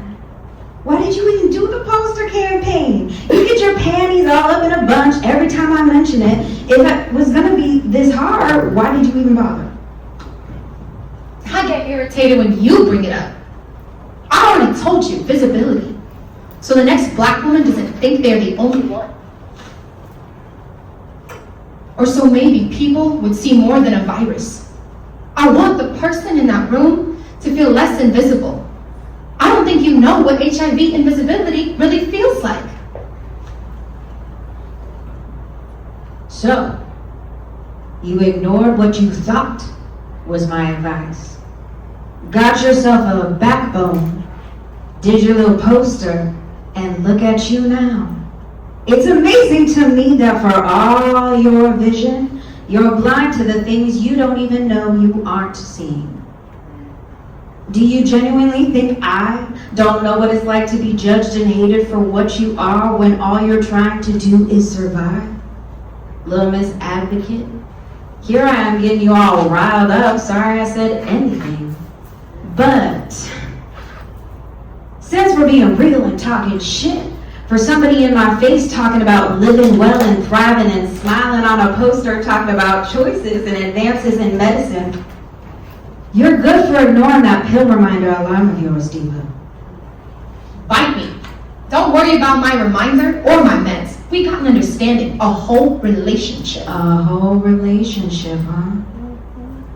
You need to quit testing your little relationship before you end up alone and losing that undetectable status. Wouldn't want to run around transmitting now, would you? Really? That's your argument for me taking my meds? Undetectable status? Figures coming from you. Well, isn't viral suppression the gold standard? It's one pill once a day. How hard can it be to take it when the alarm goes off?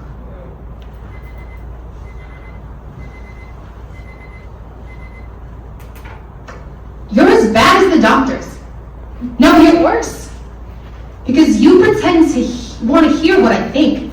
Your little gold standard can kiss my whole ass. My viral load is not the most important thing in life. Instead of worrying about my visibility on a poster, you need to be worried about my visibility. You need to be worried about why I feel invisible everywhere else. How are we connected and you can't see that? Feel that. I want joy and happiness. Y'all never ask about home life or relationships. You don't care about my depression or my anxiety or none of that shit. It's always just, did you take your meds? Did you go get your labs done? Fuck! You mistake adherence for supplication and acceptance. You think my satisfaction or dissatisfaction with HIV is tied up strictly in these when they are not the measure of my happiness. What the pills do to my body may be life-saving, but what they do to my mental health is not. One pill once a day is still a pill I have to take every single day. That is literally in control of my health. How much good is a healthy immune system if I'm fucked up mentally? My damn quality of life should be the gold standard.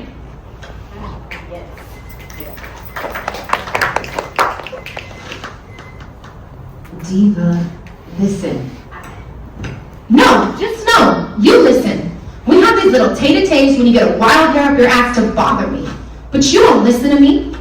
I feel like the pills are on one side trying to bully me into staying healthy, and you are taunting me from the other side, begging me not to take them.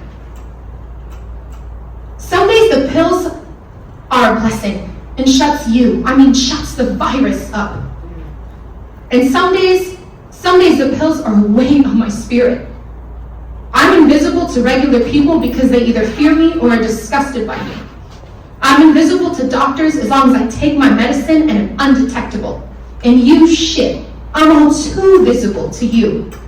You hardly ever shut up in my head. Practically the same person, right? Even as I appreciate the ways you force me to evolve, you gotta chill on showing up, testing me when I'm already struggling. Let's be real, sister girl. Sometimes that's about you and not actually about how I'm showing up, friend or foe. Remember? I prefer to think of it as helping you evolve rather than forcing you to. I heard you tell someone yesterday they're supposed to control their own triggers. It's wild you don't take your own advice. Get mad if you want to. I can't be anything but me.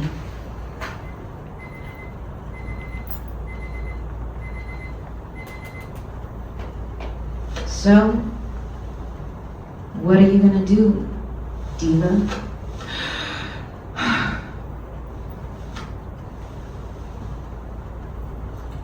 End of play.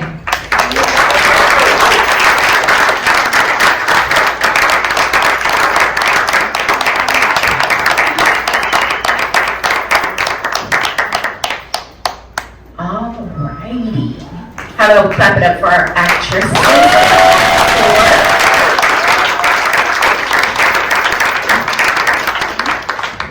I am going to sit right here. Miss Kim is going to join me on stage. We're going to talk about some things.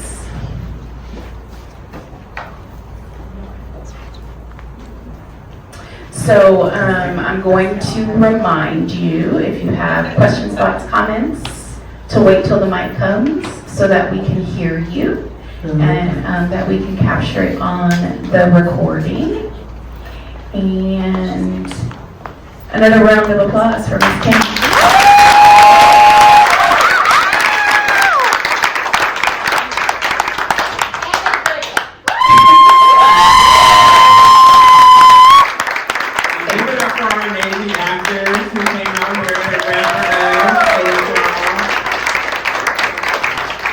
So Kim and I are gonna have a little conversation, and then we have some questions for y'all, and then we can just have a little conversation.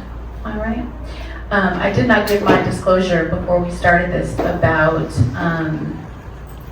sometimes the content can be a little heavy and to take care of yourself. And so if you feel like at any point during this you need to step out, please do. If you need a hug, see me after. I do that. I got that. So, Kim, how about we start with, I actually like this question, not that I have my glasses and can see it. Aging is wonderful. I'm trying not to be bitter. So, Kim, how does lived experience challenging? Listen, it takes a village. Jennifer is amazing, like I said earlier. Okay, so how does lived experience challenge the idea of expertise when it comes to healthcare and how we view our identities? I think your play really touched on that. You're more than the science, the data, the viral load. You are a whole person, and I feel like bridging the gaps between healthcare and lived experience can really help people feel whole body and really help people feel that they matter. I feel like doctors can only do so much. They can only say so much. but it's that relatability, that community, those peer people like myself and Bridget who, you know, yes, we also do like the healthcare part, the nursing part, when, you know, but when we can connect to people, when we can see them, as Bridget's mentioned, whole body people, it really gets the mission that we're all trying to do across. And I think lived experience needs to show up more in healthcare settings, is which why we do the work that we do. The people, we don't want to just feel othered. We want to feel like we matter and we exist. And I feel like your experience and how you relate to things really matters. And when you can see someone that can treat the whole person, it makes a difference. It helps retention. It helps people engage in their own healthcare. They feel like they're empowered. So we really want to empower people, and I think that we need to do a better job of that, but we are doing it. And that's, you know, all the people in this room, thank y'all for being here today, because being in community is what matters. Absolutely, absolutely. You mentioned like one of the themes throughout my play, but I want to ask you, how do narratives about masculinity and sexuality or identity shape someone's willingness to take PrEP or PEP or stay on their medication? That's a great question. We see this oftentimes in the clinic. I've been doing prevention or HIV work for the last 9 years, and there are still people who don't know what PrEP is. There's still people who don't know it exists, and then there's people who know what it is but don't think that it applies to them. You know, or they think that if they try to, you know, access or utilize those services, they are such and such. Especially for the Black and brown community, a lot of those men, like Enzo talked about in my play, will go to these doctor's appointments, and then they get stigmatized, or, you know, they get put in a box of something that they might not adhere to, or they might not feel comfortable doing that. And, you know, we have to do a better job at dismantling that stigma, and we do that by having conversations. But I definitely think with masculinity, with Black and brown people, it is hard, especially men. It is hard to get them, to a lot of them, in these clinics and on prevention, because there's so much stigma around HIV, around sexuality, now more so than ever. You know, like, you know, we touched on in our play. Some guys might date trans women and be like, but, you know, I'm still straight, or I'm such and such. It's not up to us as providers to tell you what you are. Right. You tell me. Right. So getting people back into these clinics, we have to do patient-centered care. You know, it's not a monolith. Everyone's different. And I think that we need to do a better job, and that's why I wanted to, you know, create this play that really sheds light on a community that often, like Enzo mentioned, there's no advocates, there's no download nigga visibility day, there's no parades, there's no community. So I wanted to tell a story that shed light on that community, and just, you know, tell a story and make you start thinking of perspective that might differ from yours, because we need to start reaching all the communities and dismantling that stigma. Yeah, I'm curious about something for those of you in the audience. Yeah, you can clap it up for that. So, of the folks in the audience, whether you are living with HIV or not living with HIV, taking PrEP or PEP or not, or have taken PEP, how many of you have felt othered in an appointment, in a medical appointment, for any reason? How many of you have been asked about your sexual wellness beyond pregnancy planning? There's 2 hands up right now. These are the kinds of things, 3 hands, okay. These are the kinds of things that lead to folks acquiring HIV, because people are not asking the question. And it puts the onus on the person walking into the door and sitting in the chair. And that's one of the things that frustrates me about being a nurse, right? I shouldn't have to, as a person, a whole person, who is not a doctor, I shouldn't have to educate the doctor on what my needs are, right? But we do sometimes, and that's the reality of it. Your personal health has to matter enough to you for you to to bring it up to the doctor when they're not. How many of you feel comfortable discussing sex or sexuality? It's a good number of you.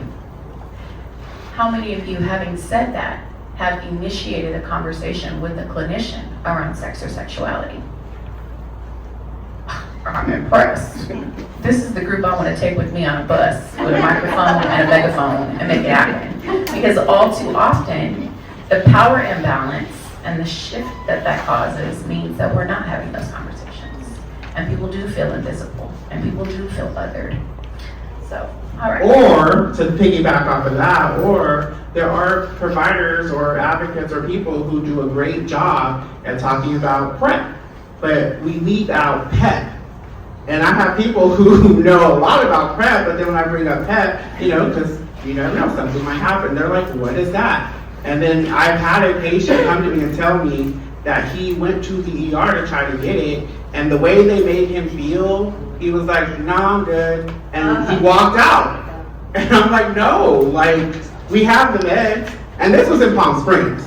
So we were a little bit more advanced than those places, but this person was a black person, a black man, and the way they made him feel was just like, I'll take my chances. And I wish I could say that was the first time I heard that from a patient, but it's not. For those who may not know, Kim, can you tell them what PEP is? PEP is post-exposure prophylactic. So where PrEP is pre, PEP is post. When I'm educating my patients, I kind of compare it to the morning after pill. And then PrEP is medication that you take to prevent acquiring HIV. One thing that I want folks to take notice of is I'm very careful about the language that I use. And I think that language contributes to stigma. And so it's important that as we talk about things and we use language, we're very cognizant of what it is that we're saying. You will not hear me use the word risk unless I'm trying to make a point. Risk assigns blame. Risk framing does not work. Risk framing is the reason why women acquire HIV, right? You walk into an office and you ask for PrEP, and the doctor tells you, well, you don't need that. Well, why not? I'm having sex, right? So I'm super duper big on language and how we identify the needs that might exist. Dismantling the stigma. That part right there. So, Kim, this is a really good question. I'm going to answer it too, but I'm going to let you answer it first. When did you realize that your story had power? It's a difficult question for a writer to answer because it makes you feel like maybe you're bragging or maybe you're boasting or maybe whatever. But there is something in that. And so when did you feel that about your story? So to get accepted into the cohort, you have to submit, bodies of work to see. It doesn't have to be anything professional. So I had already submitted. I do some blogging on it with the Well Project for Girl Like Me blog. So I just submitted something I had already, had out there. And when it got to my one-on-one, Danielle, the leader of the organization, was like, well, what type of story do you want to tell? And why? And immediately I was like, oh, maybe about healthcare, nursing, prevention. And he was like, okay. And then I was like, oh, wait, maybe I could tell a trans story. But I didn't want to do that. I wanted to tell one, but not from the perspective of a trans woman. I wanted, again, to tell this story. And it was like on my heart, because at the time, I was seeing a lot of stuff in the news, but it was always just lacing just trauma and the media paints a good picture of this girl tricked him, or it was her fault, or she got harmed or unalive because she did something, and I'm like, y'all don't even know the half of it. Lots of times, in my play, these men are in love with us. These men seek us as community because they don't have community outside of sometimes the motel room. So I told him I wanted to tell that story, and I think me as a trans woman saying that I wanted to tell it, but from that perspective, Danielle was like, okay, you're onto something. And then when I got into the program and we started we started learning how to create characters and learning how to like put stuff in places in your scripts. And I did that. My first draft, because we go through 3 different drafts. You go to 3 different drafts of your play. But my first draft, I went towards the end. Everyone, you know, has a date, and I went towards the end. So I started to see other people's plays and how they were constructing it. When we read my first draft, it was like, Donnie says to me, because we had a one-on-one after, and Donnie said to me he wished he could have screenshot the cameras on the Zoom. He was like, everyone's face was just like, wow. And my play, my script was the only one that didn't change from start to finish. He says you had a banger at draft 1. So, it was my one-on-one after my first draft was read, where I was like, oh, this is fire. And yeah, and then when we started talking, and he just started crying, and then I started crying because I had cried, and he was just like, what you did in 10 minutes, he was like, I have been doing this for we were cohort 7, so he was like, I've been doing this for 7 years, and he was like, what you did in 10 minutes, I don't even know. So I was like, oh shit, okay. It was at my one-on-one. So, for me, I knew that my work was going to have power when I decided to do it. A lot of what I do is for community. It's for the next woman. It's for the woman tomorrow who may be diagnosed with HIV, and for the woman who's been living with HIV for 30 years and nobody in her family knows.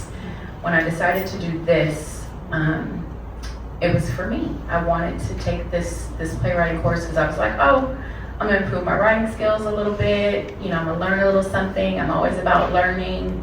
But when I made the decision that it was going to be for me, it was gonna have power that nobody could take from me. Because it was something that was going to be for me, and much in the way of things with advocacy, it ended up not just being for me.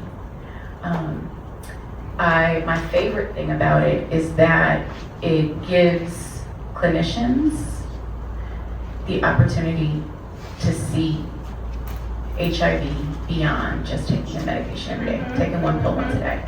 Because all too often, that is how they measure whether or not we're healthy, right? Is what our viral load is. I'm not gonna name names, but somebody told me that they just barely found out what undetectable is untransmissible is. Does anyone in this room not know what U equals U is? And don't be ashamed, it's okay. So the concept of U equals U, of undetectable being untransmissible, is still something that people are just now finding out about. And the reality is the HIV community has known about it for a long time, ever since women started having babies, right? You put women on medication, they deliver their babies are HIV negative. So that was undetectable, is untransmittable before it had a fancy name, right? And so I think that the more that we're able to tell our stories and get stuff out, the more that we're able to make people see things from a different perspective. That is how we make change in the community, and that's how we make waves in the community. I have one question for the audience, and this is for everyone. Were there emotions that came up for you during either of the plays that you had not thought about or experienced in that way before?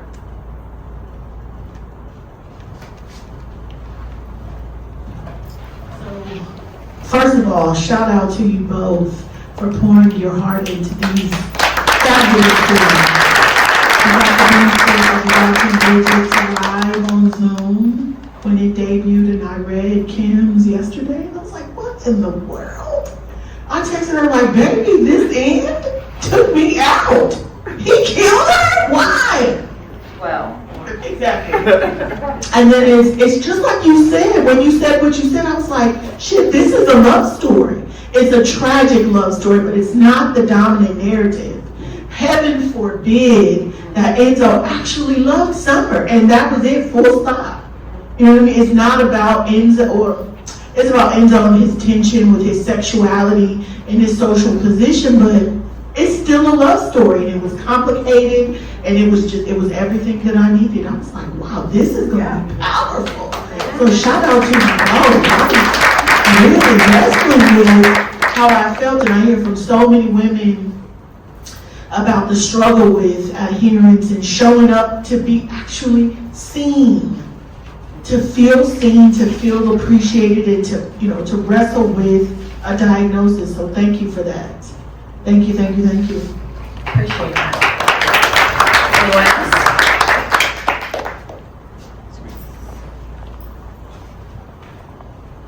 Hi, I'm Sylvia. The one that impacted me the most was the first one, because there is a lot of families out there possibly living the same situation, and either the men or the women not being able to be themselves because they owe a different view to society, and maybe they feel they cannot be understood. So that's was very impacting to me. Thank you. It is definitely a reality. And Bridget touched on this earlier. Anything I do or anything I write, even the writing I'm doing now, is always going to be a love letter to Black women, Black cis women. I feel like Epiphany says this all the time in her shows. Without no pussies, there would be no dicks. And I feel that I honor that. I remember the first time she said it, I was like, that's a banger. That's a word. That's a t-shirt. Wait, back in the day they used to say that's a tweet, even though we don't use that platform anymore. But no, yes. It's true. So any conference I do, any panel I speak on, which thanks to my lovely mentor Bridget, is a lot of them, I always make sure what I do is a love letter to women, specifically Black cis women.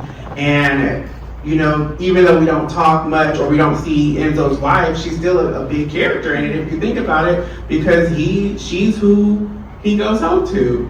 And like when Summer says, did you even tell her you got gonorrhea? Chances are no.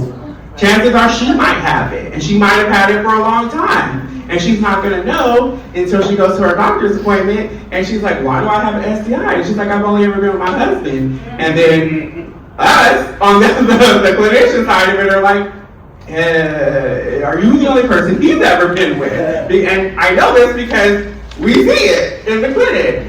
So I want to touch on that story too, because it matters. And like Summer says, let her know there's things that she can do to protect herself from her baby daddy.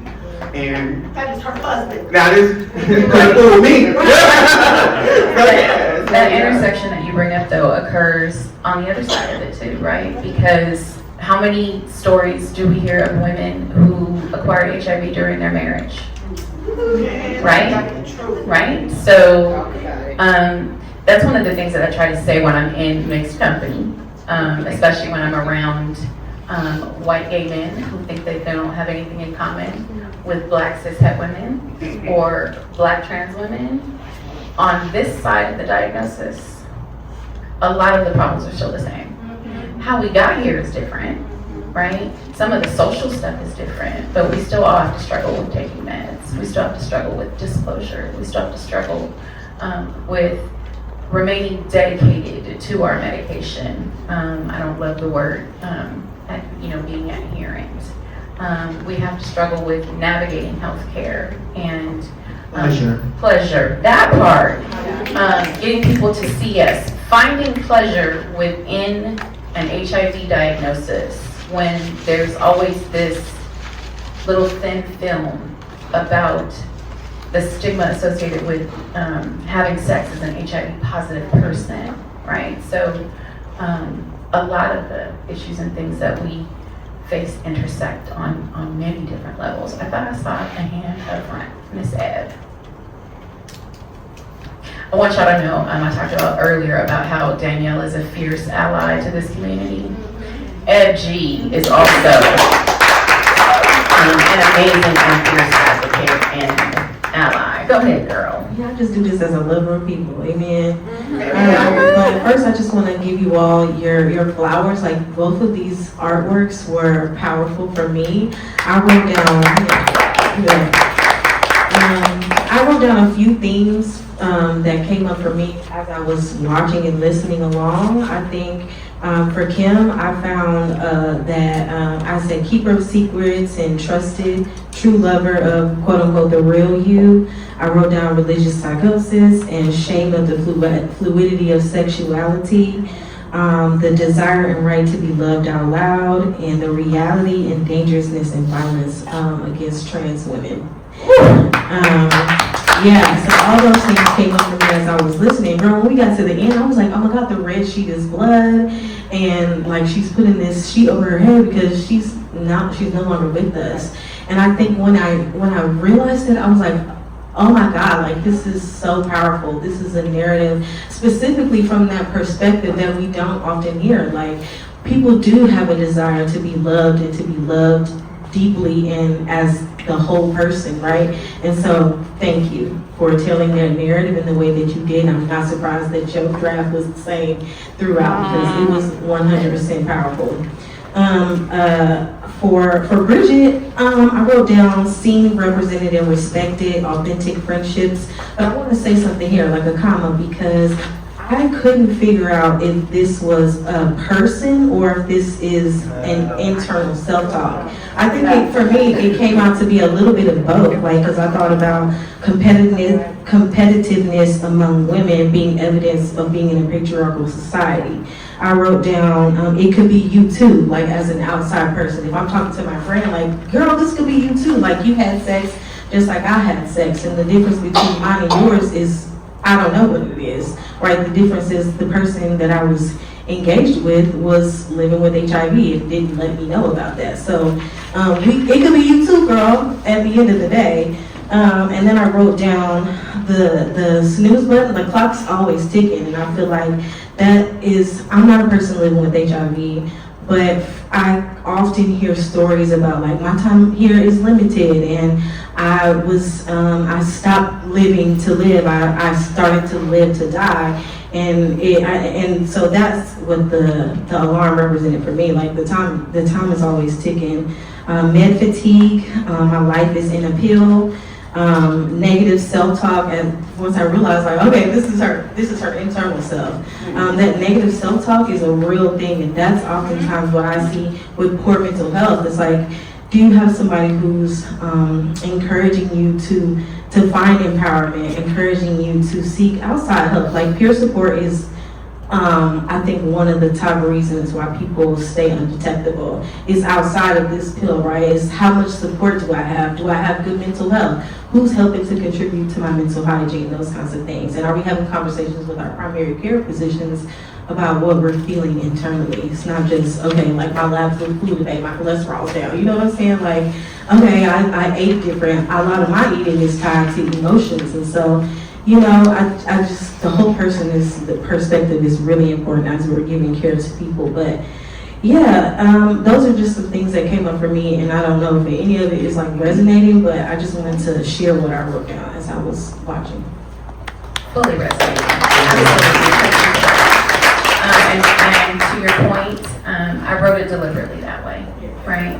And technically, the conversation is between Diva and the virus, and the medication is the threesome, right?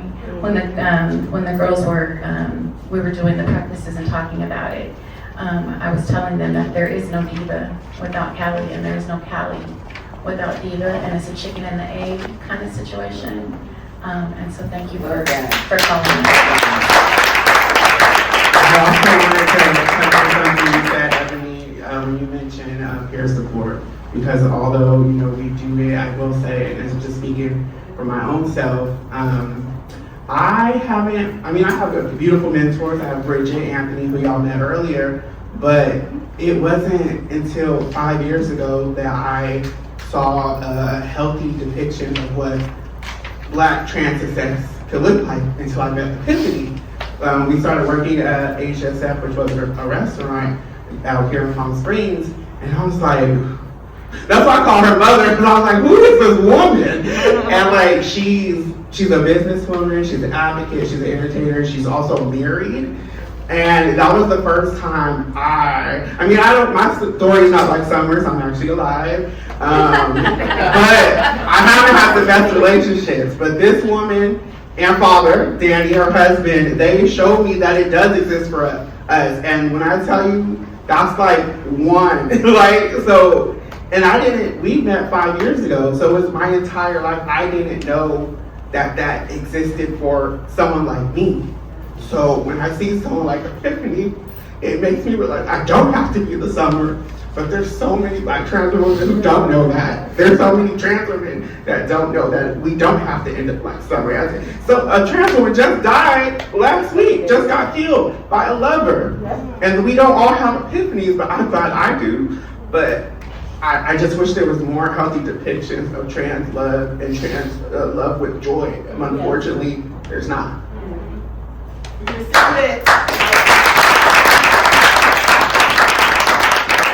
think we have time for one more. What time is our session over? At 3, okay. 3 o'clock. A couple more, okay, so we're good. I'm sorry, I should know that since this is my conference, but I'll be paying attention to the little details. Go ahead, ma'am. Hello. I just wanted to say really thank you to both of you. I am someone living with HIV and I do have nieces and nephews who are trans. And your story is so powerful, Kimberly, especially during this time where trans rights are very heavily attacked. I literally almost brought tears because I felt my eyes were watering, and I really hope it turns into a short film. I would love to show this to my nephews. Thank you. It's going to be recorded, so there will be recorded you can share. Thank you for bringing that up. Yeah. Did you hear he was saying it's going to be on the website and so they can see it? I hope that each of you leaves here with a little feeling, just a little tiny kernel of personal responsibility in taking care of your trans neighbors, whether they are trans masculine or trans feminine. They need us real bad right now. Real bad right now. So over here, and then we'll come. Or were you first? I just want to say that I've been to a lot of conferences, and this is one of my favorites. I'm like, to me, been living with HIV for 22 years, and sometimes, the whole undetectable, our viral load, but we're still mothers, we're still sisters, we're still parents, and it gets heavy. And the mental health, and the depression, and the anxiety, sometimes we don't know how to handle that. That we're still, HIV is part of us, it's just a story that we have. It's not everything, but sometimes it does get overwhelmed. And that's when we need to take care of ourselves. So thank you for the play, because it just reminded me that, we're not alone.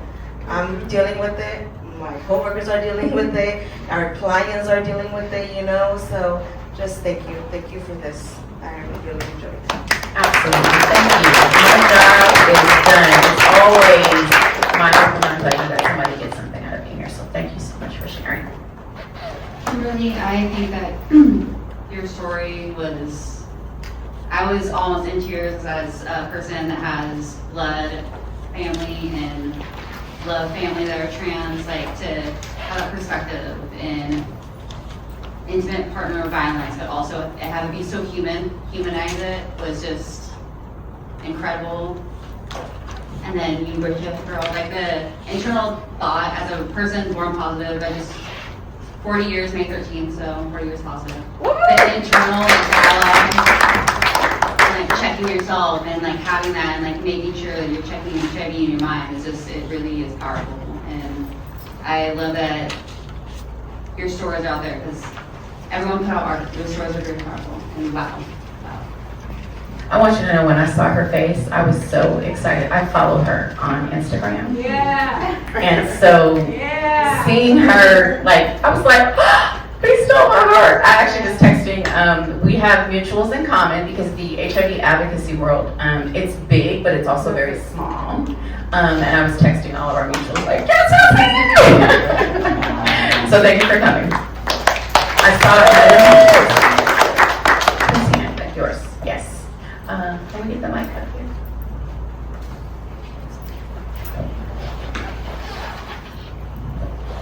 I just wanted to say thank you from the bottom of my heart because the lens of authenticity was so apparent, the duality of love, whether it's for self or others, the complications of daily life, you know, having children and having, you know, family obligations and responsibilities, that all spoke true. And it's like, if you've never seen someone so desperate to live a lie, you know, because they're so silenced, you know, they're happy living that lie because the truth will disrupt it and they'll kill it. Like there's nothing else. So that lens was so real and so powerful. And then with yours, Miss Bridget, Kim, thank you. With yours, Miss Bridget, that entire, for the you know, the women in here are gonna get it for that voice that is just always going. And for every moment you are completely content with yourself. You've got at least 10 other thoughts just waiting to cram in and say, you crazy, why you doing that? So that, all of that noise, just trying to quiet the noise and the snooze button. It was just, that was so real, so authentic, so just, I just need you to stop. Like, yes, you were my good moment. And I had that thought because I wanted to be able to show women that it's good to be normal and everything. And then all the doubts later on, why I do that. And am I crazy because I did it? And I can't take it back now because it's already out there. And what do? I just gotta live, but I don't want to live all at the same time. So thank you for all of that authenticity. It was felt, it was received, the intentions were there. And I just wish you so much luck to get that out there even further. Thank you. Any other comments or thoughts? So what I would like for you to do for me is take out your surveys. I see them. You're done with yours, already done. And so once you've completed them, please bring them to me. We'll do a separate little drawing. I have a gift card for that. Hang on, Don, let me grab I'll give you one. You should get a raffle ticket from me when you give it to me. Any other questions, thoughts, or comments around the plays, our presentation right now? If not, oh, yes, Don. Can we get a mic over here to Don? Thank you so much for the plays. I really enjoyed them. And for Kimberly, I know one of the lines from Enzo was like he couldn't leave his wife, he'd lose his kids. But at the end, the police lights are outside, right? So he's gonna lose his family anyway, right? Not necessarily, because chances are when he gets arrested, he's going to say he was tricked. Say he was tricked. Say he was tricked. Say he didn't know. Probably be like, this is the first time I met her. She came on to me. Blah blah blah blah. We see this story. Unfortunately, she attacked me. We see this way too often. And chances are he's probably not going to get the conviction he deserves because she's trans. Or he shoots himself. Or he shoots himself. So we don't know. I just appreciated the reality of it because I know there's a lot of violence against trans, and thank you. And then there's a lot of silence too, right? Because you don't want to report it. And I love you, Bridget. I really liked your play, and I was also thinking, is this two people or is this like eternal? And I also thought it could be both ways. And I just really appreciate that session. So thank you both. Thank you. Thank you, Austin. I also I changed one thing in my play from start to finish because I felt it. It was deeply, what it was, and I only changed the thing that I changed because it added a little something, and it wasn't big. But thank you again. Clap it up for our actresses and actors.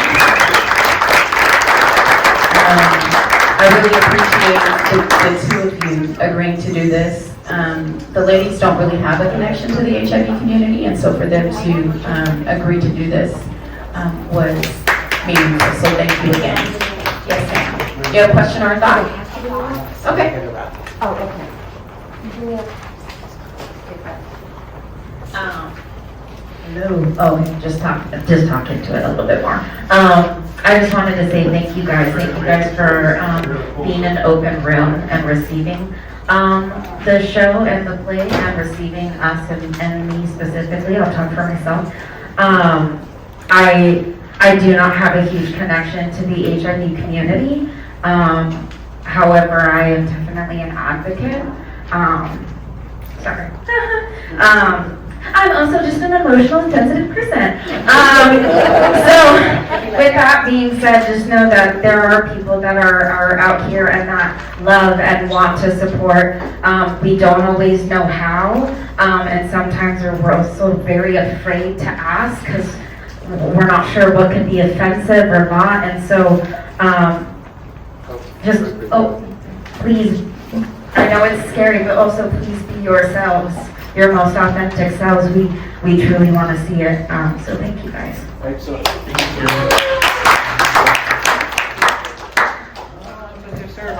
Okay, so, go ahead. I'm going to piggyback on what Alicia said. I'm personally not part of the HIV community either. I actually grew up in a really religious household. Single mom, always went to church, that kind of thing. And there definitely is a stigma around HIV and stuff like that. And people automatically think like, oh, just because they have it, they deserve to get it. Oh, they live their life a certain way and this is how it happens. But that's actually not true, you know. Sometimes it actually comes from like actually trusting someone, you know, and not knowing. And so I actually do have to say that I am an advocate as well. And I'm really grateful and blessed that this actually worked out and I got to be a part of this because I got to meet all of you wonderful people and I got to make you guys feel something, you know, and that's what matters. And just, you know, just take it like home with you and just really think about it. And yes, Alicia, piggyback on what Alicia said, absolutely be your most authentic self because I think we should just be called in this world to love. Like that's it. You know, there should be no hate, there should be no violence, there should be none of this. And unfortunately, there's so much of that in the world today. So why would we want to add more to that plate? Like, we just need to be called in the world to love. So I'm just really honored to be here and to hear everybody's life and testimony and the plays. I mean, your play, girl. Oh my God. Like, I had a feeling that was going to happen. But when it did, it was just like, oh. And obviously, I got to, you know, read for Bridget's play, and it was just incredible. So I'm really honored to be here. Thank you so much. Thank you. I just want to also, if any, Jerome or Epiphany, would you like to add anything and or talk about how the experience was for you? Hey everybody, how y'all doing? Talk to me, I'll talk back. No, but Kim is my daughter, that's one of my babies, so I would do anything for her. So asking me to do this was no contest. HIV for me is somewhat of a trigger because while I'm not living with it, I lost my father to AIDS. So I always have this stigma, more or less in my head, a cautionary tale because I grew up with a gay father as a trans woman and constantly heard you're going to end up like your dad, you're going to end up like your dad, you're going to end up like your dad, you know. So I've been harder on myself about how I move through life, but not out of, I would say a sense of self-care, but a sense of anxiety. You know, so it touches everybody. So I wanted to be here and be intentional and be present when I presented her material because while certain things may not relate to us in our day-to-day, they still relate to us because we are all here and we are all connected in some shape, form, or fashion. So I'm very intentional with bringing myself out to things like this or connecting with people like she says, I'm everybody's mama because I don't see no wrong in nobody. You know what I'm saying? Like, if I can help you, I'm going to help you. I'll never judge you. I may tell you about yourself, but I'm going to tell you about yourself from a place of caring. You know what I mean? Because at the end of the day, I believe, to me, it wasn't that much of a love story, more or less than a lack of love story. Yes. As a trans woman, and me and Kim had this discussion, we were in there, she was like, well, how did you feel about the character? And I was like, well, it was well written, but I'm not that girl. You know what I mean? So, as a trans woman, I just find that we seek love so much that we get ourselves into these situations when the love that we should be seeking is the love of self. You know, and it's okay to be selfish. And when I say I'm not that girl, it's not a brag. It's just my mother instilled in me that people will only do what you allow them to do to you. And she raised me to be selfish, but at the same time selfish. I'll give you everything I have until it starts to affect me. And then I have to be selfish and I have to put up boundaries. And I think with trans women, we have a problem with boundaries because we're so closed off to everything that when we do get the attention, we don't set boundaries because we don't want to feel that sense of acceptance because we haven't fully accepted ourselves. So I do want to thank you for putting it out there, but I also want to put out there that at the end of the day, the love you have for yourself will be the love you carry into the world. Amen. Well, thank you for being vulnerable and sharing that with us, because you didn't have to, and it's always respected and honored in this space. So we are out of time for this last little session. I want to make sure that I have time to raffle and get y'all some prizes, yes? So one last time, let's clap it up for all of the ladies. All right, so let's get the last minute survey tickets in, and I'm going to grab our regular items. So I just got a donation for our bags. I'm going to put it in a random 2 bags from Miss Jen. She knitted them, crocheted them today while we were sitting here. She gave me one of these last year, and I wore that polo thing on out in my shower. All right, so let us, so we're going to do this this way. I'm not going to choose for you, because you're not going to come back and say, Bridget gave me time I didn't want. Oh no, you're going to choose your own. Okay. So, this.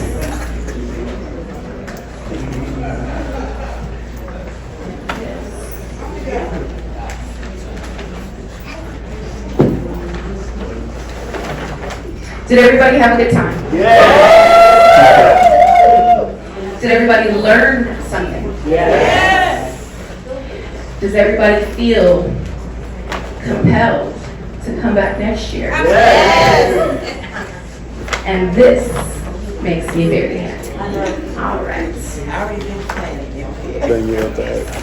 So this is not for the gift card. This is for our general raffle. All right. So I don't have a bag. Put these in. Oh, you know what? I'm going to do this. Hold on. No, I'm not. Oh, here we go. I got it.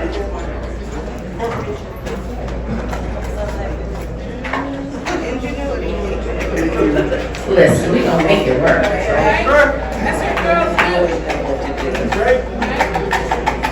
Y'all trust me to pick these myself, or you want me to have somebody else come up and do it?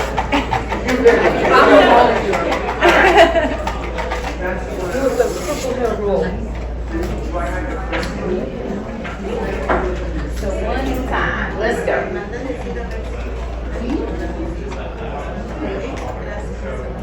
Alrighty. Back on. Clearly must be present to win.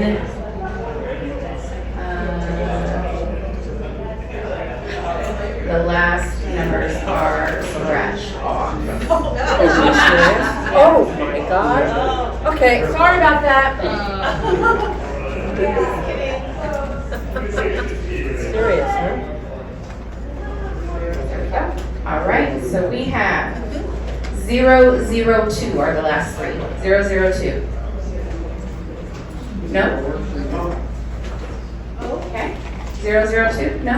All right. Some of them were just one. We have 005. Woo! Come on up, Miss Mary.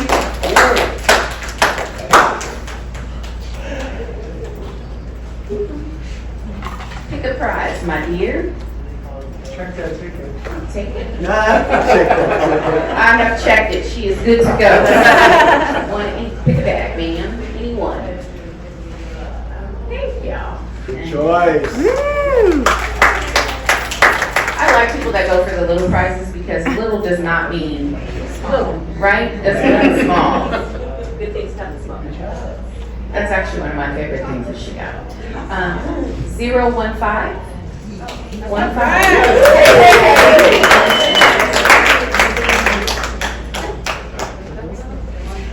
Bridget, give her the heart. Oh, and so there. Can I love Jamila. I go to UCSD. Oh, good. Danielle donated her heart to you, so you can also pick up your errands and go around the table. So pick a bag and go pick a prize. Alright. Go blue.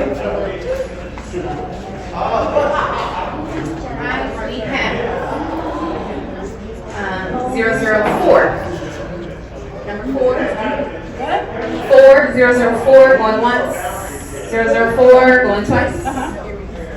004 is gone. It's a weird little box. It is. We working it out.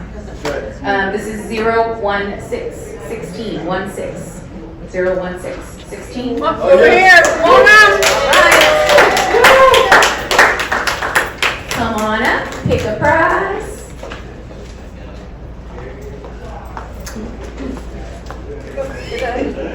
Thank you. Hold on. Hey. Ramhalo. All right. We have 034. 034. 34. 34 going once. 34 going twice. All right. 44 is out the door. This one is going to be 17. 017. Yes. Yep. All right. 017 is a winner. Chicken dinner. Thank you. Pick a pretty bag. All right. Nice. Good job. Next we have 012. 012. 12. 1, 2, 12. 12. 12. All right. All right, Miss Martha. We have 4. We have 4 left. 4 left. Thank y'all. 1 of 4. Excellent. Thank you. Thank you. Oh, good. Thank you. And next we have 29. 029. 29. Once, twice. You like that? 29. All right. On to the next. And then we have 030. 30. 030. That's my next birthday. 30. Going once, twice. Once, twice, 3 times the lever. No? All right. Did I just dip myself yet? Yeah. But I have no idea what birthday you're in. Because I'm only 29 years old. Exactly. 024. 24. No 24. She's right here. Oh, 24. You do 24? Yes. Come get a card. Pick a color. Or pick a color and we'll bring it to you. Pick a color and I'll feed it to you. What color? The yellow one. The yellow one it is. There you go, my dear. Excellent. Thank you. All right. We got 2 left. 2 left. All right. Let's do 20. 20? We're working on it. Okay. Oh, the church is here, so we need to hurry up. 20. No, 20? But I want to donate to you. All right. 20. Okay. What do you have? Orange or pink? Orange. All right. All right. Last but not least, Jennifer, that's very nice of you. Oh, shit. Got a paper. I could get that. Alright, and Last one? Last 21. 21 is 21! Yes. Yes. Alrighty! You guys have a fabulous family. Ready? One last thing, it'll be the gift card. Hold on. And then we're out of here.